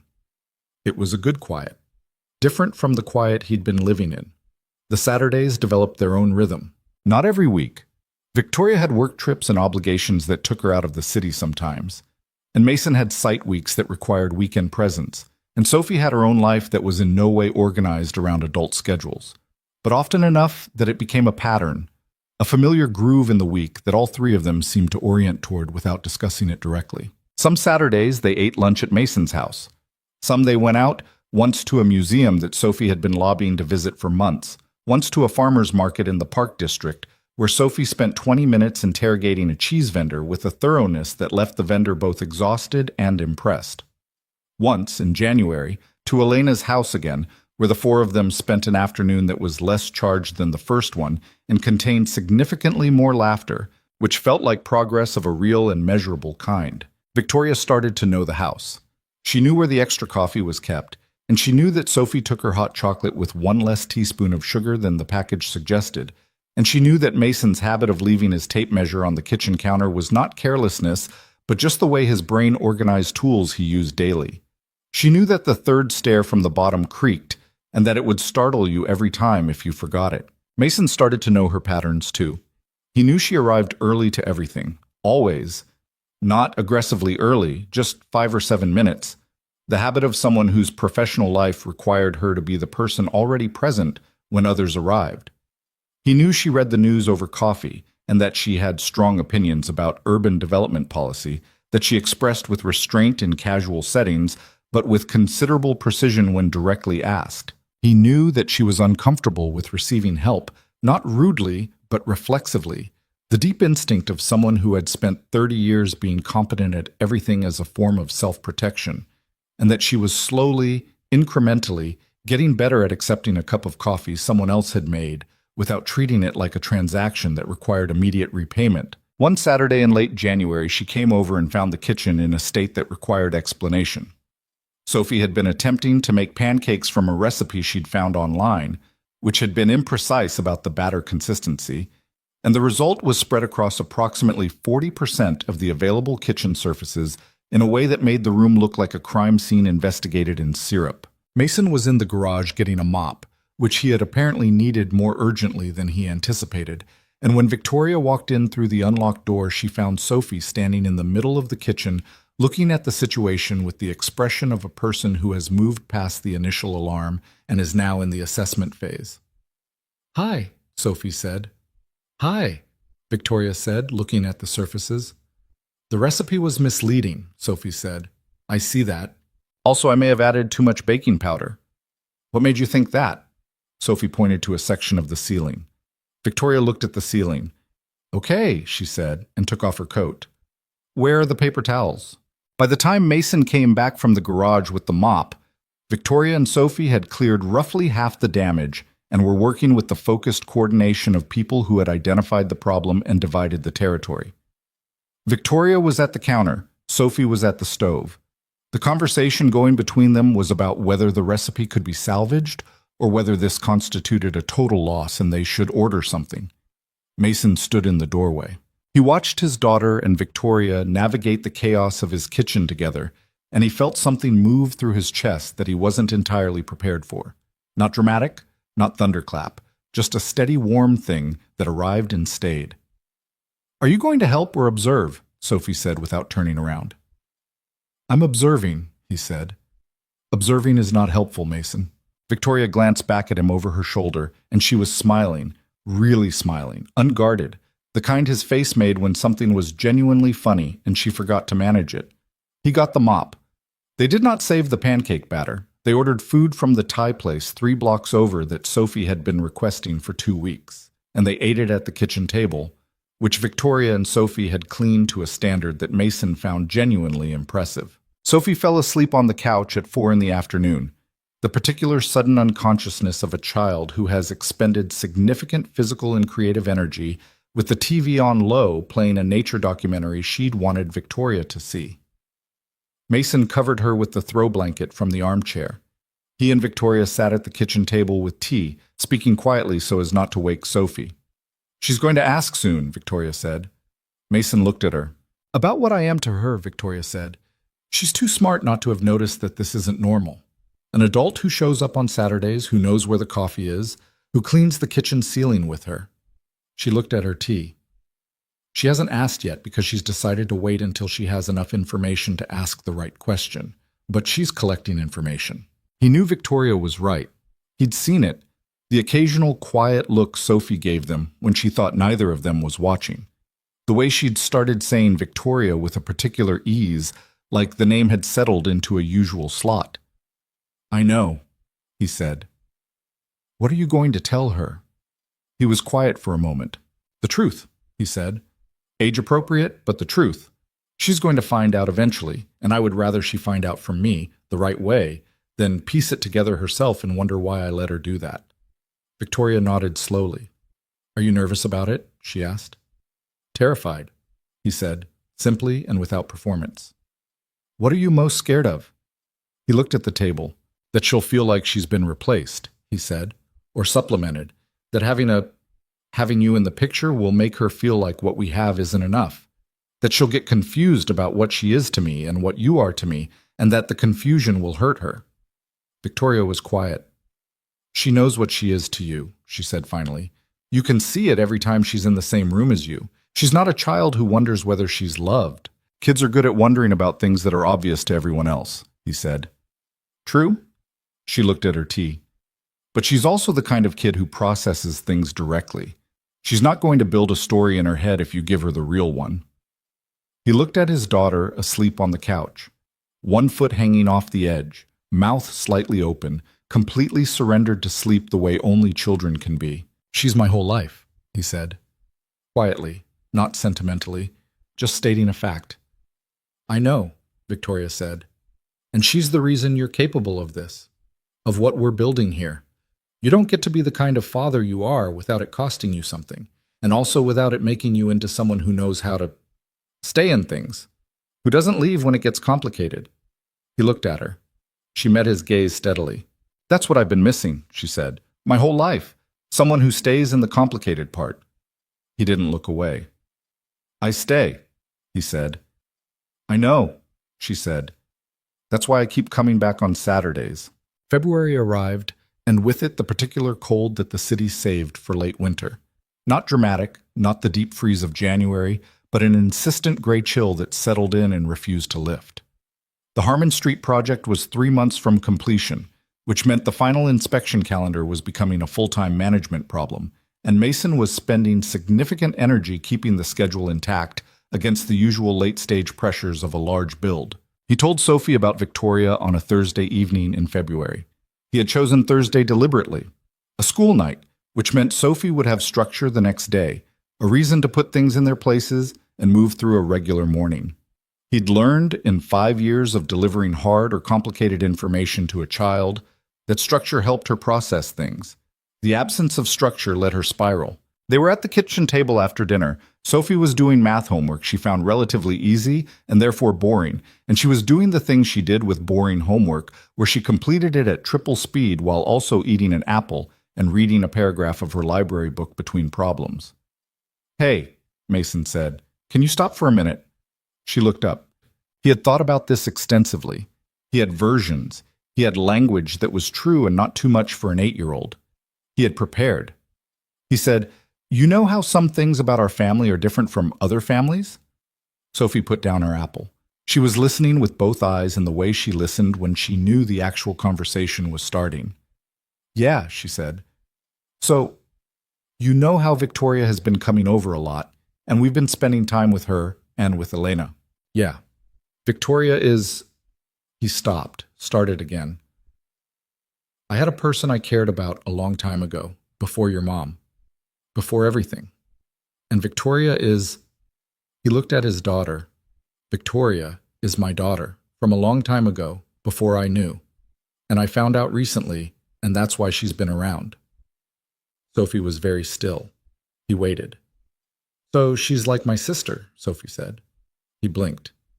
Half-sister, he said. Yes, technically. Sophie considered this. She's really old for a sister, she said. She's 30. That's very old. It's not that old, Sophie thought for another moment. He waited, watching her face move through the processing, the information going in and being sorted and held up against what she already knew and finding its place. Does she know? Sophie asked. Yeah, she knows. We've talked about it. She's okay with it. Does she know about me? Yes, she likes you. You know she likes you. Sophie looked at her math homework for a moment without seeing it. Is that why she cleans the kitchen with me? She said. Partly, Mason said. And partly because she's like that. She shows up and helps. Sophie was quiet. Does Elena know? She asked. Yes. Is that why Elena gave me the bird book? He hadn't thought about it from that angle, but he looked at it from Sophie's angle now and saw the through line she'd drawn, which was accurate. Probably, he said. Sophie picked up her apple. Okay, she said. He waited for more. That's okay, he said carefully. She looked at him with the expression she used when she found him slightly behind the pace of a conversation. I have an older sister who knows where the coffee is and cleans up pancake messes and likes bird books, she said. That's better than what most people have. He looked at his daughter. Yeah, he said with some difficulty. I think that's right. Sophie went back to her math. He sat at the table for a moment, running his hand over his face once, and then he got up and started clearing the dishes, and the kitchen was quiet and ordinary and warm.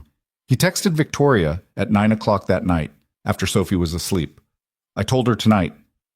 3 dots appeared almost immediately. Then, how did it go? He looked at his phone. She asked if you knew where the coffee is. I said yes. She said okay. A pause. Then, that might be the best thing anyone has ever said about me. He set his phone down. Outside, the February city was doing its usual cold and relentless thing, traffic and wind and the distant percussion of a place that never quite stopped. And inside the house, the curtains were on the windows and the light was on in the kitchen, and Sophie's homework was finished on the table, and the stuffed elephant was in its position on the armchair. And Mason stood in the kitchen after 9 p.m. on a Thursday and felt, for the first time in a long time, like all the rooms of his life were occupied. Not full. It wasn't that. Some rooms were still quiet in ways that would never fully change. Carla's absence was a permanent architecture in the house, something you built around rather than removed. He knew that. He had made his peace with building around it. But occupied. That was the word. He turned off the kitchen light and went to bed. And this time he slept straight through until morning. Spring came to the city the way it usually did. Not all at once, not as an announcement, but gradually and then suddenly, the way things change when you've stopped watching for them. One morning in March, Mason drove to the Harmon Street site and noticed the trees along the boulevard had gone from bare to the faint pale green of new buds overnight, and he sat in the truck for a moment before getting out and looked at them, and thought that he had not noticed a season change in several years, not really noticed it. He'd been too deep inside the machinery of surviving each day to look at trees. He noticed them now. The Harmon Street project reached completion on a Thursday in late March, not without its final complications, because no large project ends without final complications, and the last 3 weeks had required a dispute with a tile subcontractor, an electrical inspection that found a wiring issue on the 9th floor that cost 4 days to resolve, and a conversation with the project owner that Mason had prepared for extensively, and which had gone better than expected but still required 2 hours he didn't have. But the certificate of occupancy was issued on a Thursday afternoon, and Mason stood on the sidewalk outside the finished building with Tully and 2 other foremen and looked at the thing they'd built from a foundation hole to a 12-story structure standing solid in the March light. Good job, Tully said, which from Tully was the equivalent of a standing ovation. Good job, Mason agreed. He called Sophie from the site to tell her, and she said, Does this mean we can do something fun this weekend because you won't be stressed about the building? And he said yes, and she said, I want to go to that market with the cheese lady again, and also I want to invite Victoria. And he said okay to both. He sent Victoria a text that said, Harmon Street is officially done. She responded within 2 minutes with congratulations. That building is going to be excellent. Also, Sophie already texted me about Saturday. He looked at his phone. She has your number? She's had my number since January. I thought you knew. He had not known. He stood on the sidewalk outside the finished building and looked at the text and felt something that was mostly amusement, and around the edges was something warmer. She didn't tell me. She told me not to tell you. I assumed that meant she was testing something. He put the phone in his pocket. He looked up at the building. 12 floors. Retail on the ground level, residential on 4 through 12.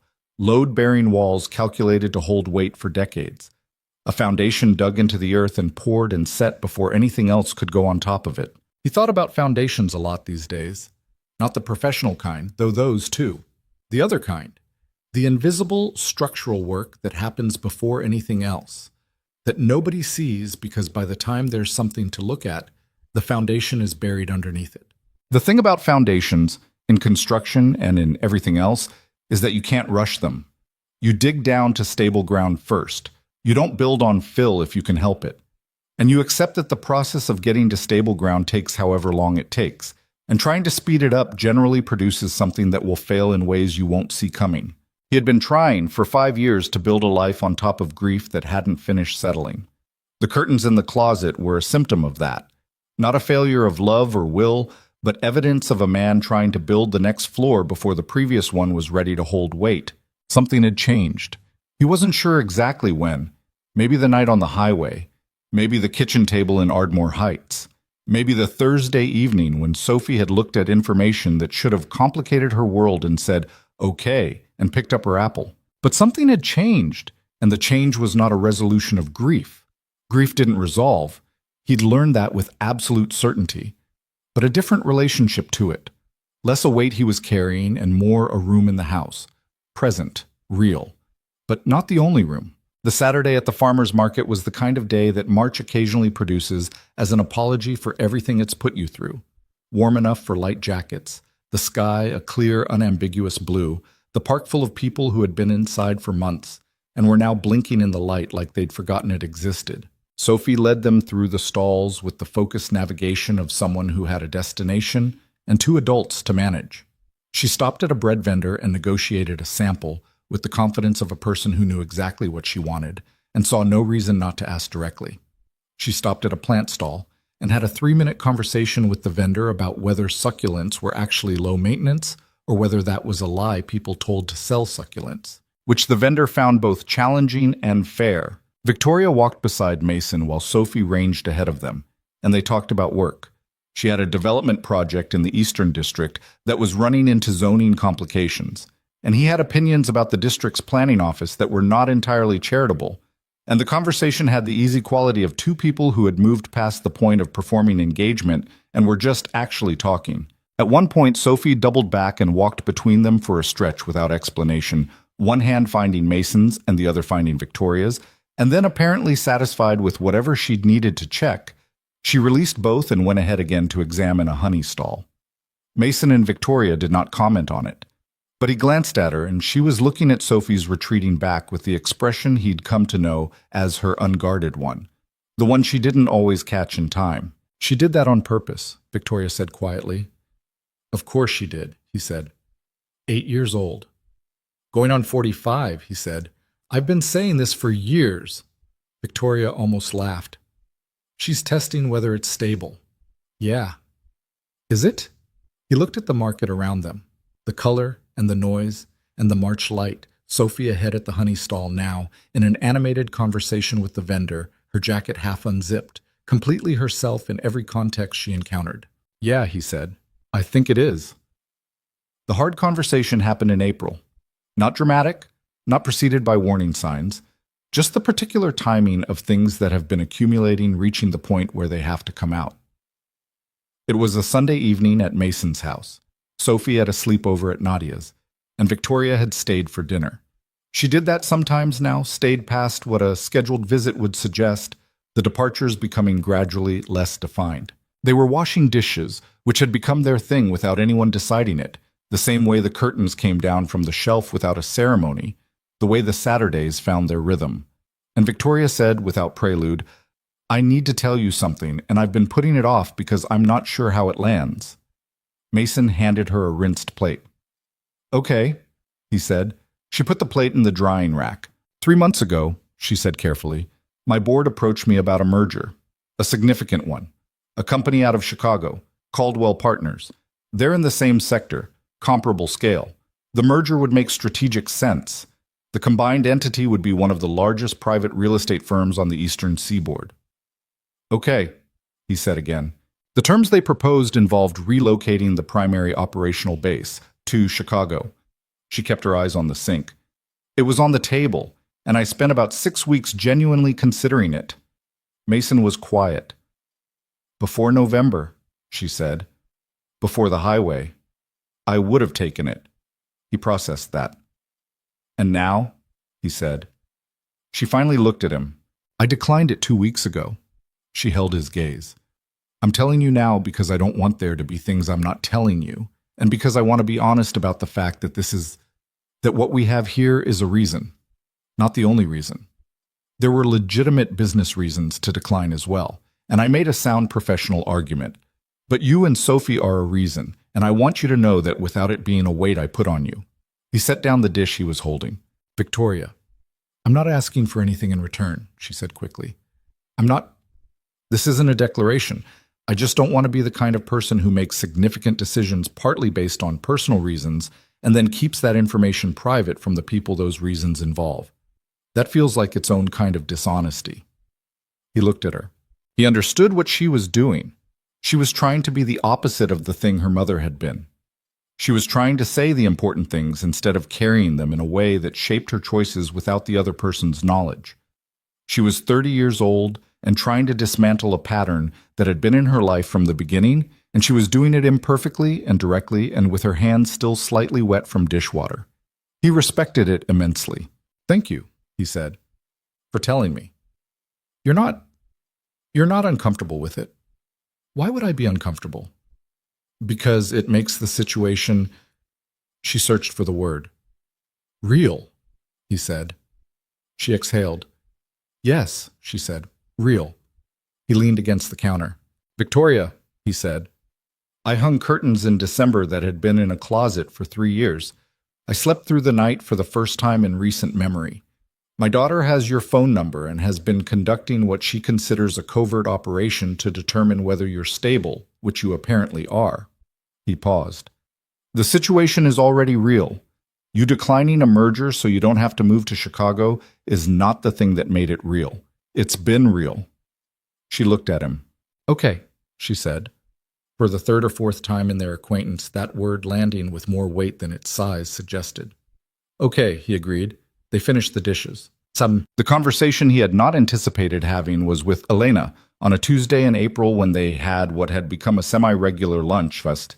Just the two of them, which had started awkwardly around the time of the kitchen table and had gradually become something he did not have a clean word for.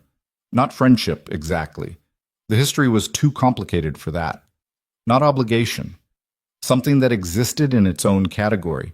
Two people who had known each other when they were young and foolish, who had hurt each other in ways neither fully intended, who were now in the same orbit because of a person they'd made together and were trying to figure out how to be. They met at a place on Millbrook Avenue that Elena liked, small and Italian and busy enough that the ambient noise provided natural privacy. She asked how the Harmon Street project had finished, and he gave her the summary. She asked about Sophie's school performance, which had apparently been reported to Elena via Victoria via some channel he didn't fully track. He reported that Sophie was reading above her grade level and had recently submitted a school project about bird migration that her teacher had sent home with a note calling it exceptional, and which Sophie had responded to by saying the teacher had a limited frame of reference. Elena laughed at that. A real full laugh. He watched her. He had been watching her across meals for several months now, accumulating a picture of who Elena was at 42 that he placed carefully alongside who she had been at 20. They were different people in the ways everyone is different between 20 and 42, shaped by time, by work, by decisions made and consequences absorbed. But certain things were the same: the precision of her thinking, the warmth that appeared sideways, not directly, in the way she asked questions and listened to answers, the capacity for guilt she'd always had, which he had once found frustrating and now recognized as the other side of a moral seriousness he'd always respected. "Can I ask you something?" he said. "You've been asking me things for months, Mason. Just ask." "Do you regret it?" "All of it. The decision you made." She looked at him steadily. I regret the harm, she said. I regret what it cost you and what it cost Victoria. The years, the absence, the space where something should have been. She paused. I don't regret Victoria. She is the best thing I have ever done, and I am aware of the irony that the decision I made to protect everyone involved is also the decision that hurt everyone involved. She looked at the table. At 20, I thought I was being selfless. By 30, I understood I was also being afraid. By 40, I understood that the two things can be simultaneously true, and that doesn't make either one more forgivable. He nodded. What I can tell you, she said, is that watching the three of you, you and Sophie and Victoria, watching what you're building together, it is the closest thing I have to... She stopped, reorganized. It is the thing I didn't know I was hoping for when I finally told the truth. I hoped we'd survive the conversation. I didn't dare hope for this. He was quiet. I'm not going to tell you it's okay, he said. What happened? I've thought about it a lot, and I keep coming back to the same place, which is that I can't call it okay because it wasn't, but I don't carry it the same way anymore. It's more like a scar that's healed, still there, not still bleeding. She nodded. That's more than I deserve, she said. Maybe, he said, but it's where I am. The waitress brought their food. They ate. Outside the window, the April city moved in its usual urgent way, and Mason sat across from the woman he had loved at 21 and ate pasta and talked about construction timelines and Victoria's ongoing battle with a particularly resistant zoning board. And it was not a reconciliation, and it was not a resolution, and it was not the clean ending that stories are supposed to have. It was just two people having lunch, which, given everything, felt like something close to remarkable. The evening that Mason would later think of as the one where everything finally settled happened in late October, almost exactly a year after the highway. It was a Friday evening, and the sky was doing that particular autumn thing where it couldn't decide between clearing and overcast, and had compromised on a kind of pewter luminosity that made the city look like a photograph of itself. Victoria came over after work. She did that more often now. Not every week, but often enough that Sophie had stopped mentioning it as an event and had started treating it as weather, something that happened and was factored into the day's plan. She arrived still in work clothes, a blazer over a dark sweater, and she shed the blazer on the armchair next to the stuffed elephant and immediately went to the kitchen to start coffee, which she could now do in Mason's kitchen without asking where anything was. Elena came at 6. She had started coming to some of the Friday dinners, not all of them, not with the regularity of Victoria's Saturdays, but often enough. She and Sophie had developed a thing of their own, a shared book that Elena would read and Sophie would read, and they'd discuss it with the mutual seriousness of people who considered reading a contact sport. Currently, it was a novel about a girl who discovers her grandmother was a code breaker in World War II, and Elena had apparently been presenting Sophie with historical context over text messages that Sophie was using to annotate her copy. Mason cooked dinner, a chili he'd been making in cold weather since before Sophie was born. The recipe from Derek's mother, who had given it to him at 23 on the grounds that every person should know how to make one real cold weather meal, and this was her contribution to his development as a human being. He made it too spicy for Sophie every time, and every time Sophie said it was too spicy and ate it anyway, which he understood as a point of pride for both of them. Sophie was at the table doing homework, or the version of homework that happened with 3 adults in the kitchen and the general distraction of an active household. She was working on a writing assignment, a personal essay for her English class, and she had been asking for input with the selective editorial attitude of someone who wanted reaction without interference. "Read this part," she said to Victoria, shoving a notebook across the table. Victoria picked it up and read in silence for a moment. "The second sentence is better than the first," she said. "The first is trying too hard. The second just says the thing." "That's what I thought," Sophie said, taking the notebook back and crossing out the first sentence with the decisiveness of someone who had needed confirmation, not guidance. Elena was reading on the couch in the living room. Mason could see her through the kitchen doorway, turned sideways with her feet up the way she sat when she was genuinely into something, which he recognized as the same way Victoria sat when she was genuinely into something. The kitchen smelled like chili and the coffee Victoria had made and the cold coming off everyone's coats. The window over the sink had fogged slightly from the heat of the stove. The stuffed elephant was in its position on the armchair. And Mason stood at the stove and looked at his kitchen and felt, not happiness exactly, though happiness was present and real, but something broader and more specific at once. The feeling of a structure that had been tested and had held. Not because it was perfect, not because the materials were flawless or the load calculations had been easy or the foundation had been found without difficulty, but because the people involved had been willing to do the work, to keep doing it past the point where it was comfortable, to choose the real thing over the easier false version of it. He thought about the highway in November, the rain and the hazard lights and the figure standing in the storm who had turned to face him and had his late love's eyes. He had almost not stopped. He told himself he almost hadn't stopped because he was tired, because people didn't stop on dark highways, because there were rules he'd made for himself, and one of them was to keep moving. But he had stopped.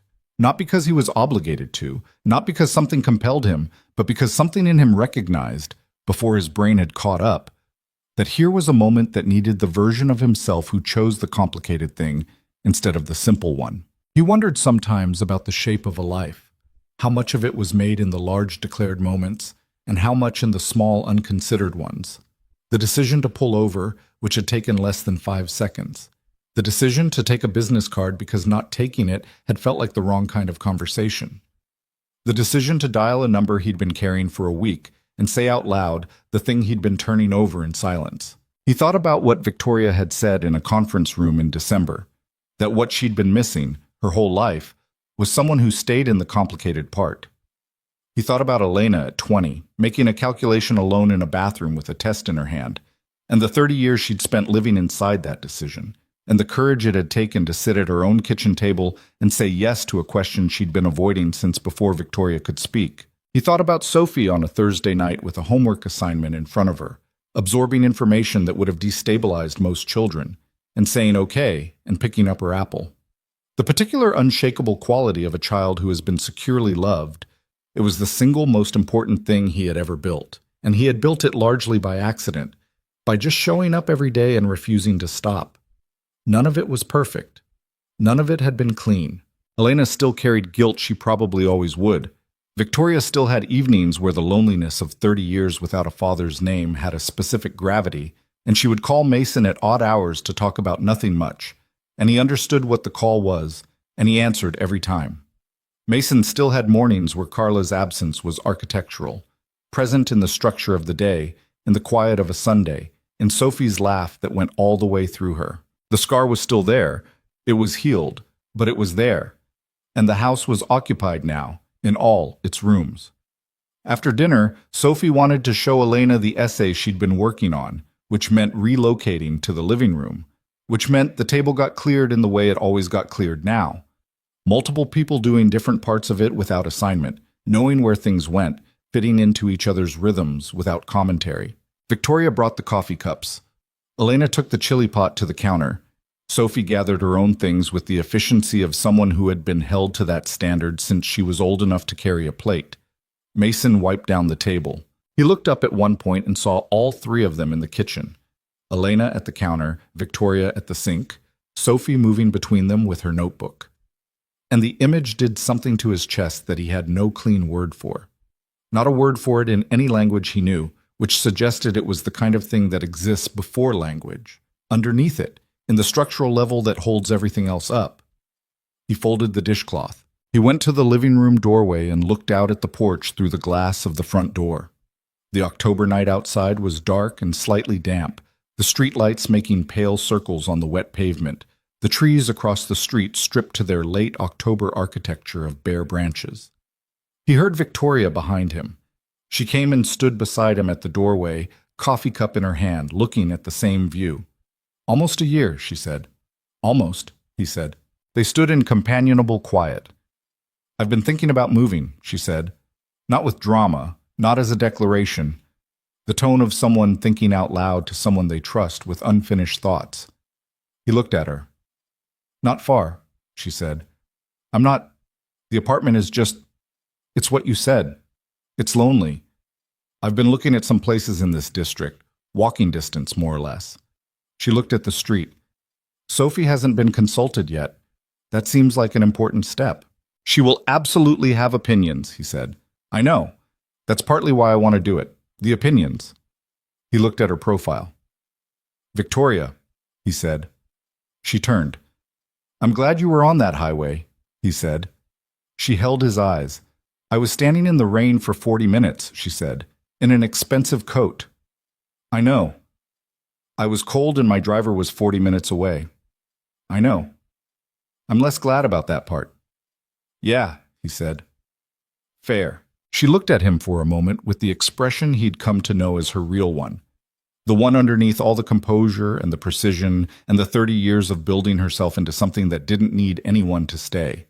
The one that looked like a person who had been lonely for a long time and had stopped being quite so lonely and was still adjusting to the change. Thank you, she said, for stopping. Thank you for standing still long enough to be stopped for, he said. From the kitchen, Sophie's voice rose above the general noise. Victoria, Elena says my essay introduction is strong, but you said the first sentence was trying too hard, and you can't both be right, so I need a tiebreaker. Victoria raised an eyebrow at Mason. You're the tiebreaker, he said. I'm always the tiebreaker, she said. That's because your opinion is the most inconvenient, he said, which means it's probably the most honest. She almost laughed, and then she went back to the kitchen, and he heard the three of them begin the familiar negotiation of Sophie's essay introduction, and Sophie's voice making her case with the focused intensity she brought to everything, and Elena's laugh at something Victoria said, and the particular noise of his kitchen with people in it who knew where things were kept. He stood at the doorway a moment longer. The curtains were on the windows. The light was on. Outside, the October city was dark and wet and ongoing, full of people driving home on highways in the rain, full of ordinary moments that were quietly extraordinary, full of chances taken and chances missed, and the long, patient work of becoming the person your life required you to be. He thought, the most important things rarely announce themselves. They show up as inconveniences, as a broken-down car on the shoulder of the highway in a storm, as a name spoken in a dark SUV that lands wrong in your chest, as a woman standing in the rain who turns to face you and for one disorienting moment looks like the part of your past you thought you'd buried, and you pull over or you don't. That's the whole thing, really. He had pulled over. He went back to the kitchen. Okay, he said, coming around the table to look at Sophie's notebook. Let me see this introduction. Sophie handed it over with the careful air of someone who has had enough editorial feedback and is now ready for a verdict. He read it. It was about their family. Not the complicated backstory of it. She was 9 now, and 9 was old enough for the general shape of the truth, but not all its contours. And that was a conversation that would happen in stages over years, the way real things are revealed. But it was about the family she had now, the one that had assembled around her kitchen table by choices that nobody had fully planned. My family is not like most families, she had written, but I think most families are not like most families if you look closely enough. Mine has my dad, who is annoying about vegetables but good at everything else. And it has Victoria, who knows where the coffee is and is my sister, even though she is very old. And it has Elena, who makes good bread and sends me historical facts about whatever I am reading. My family started because my dad stopped to help someone in a rainstorm. I think that is a good way to start something. He set the notebook down. Sophie was watching him. Well, she said. He looked at her. He looked at Victoria across the table, who was reading the essay from the angle available to her, and whose expression was doing several things at once.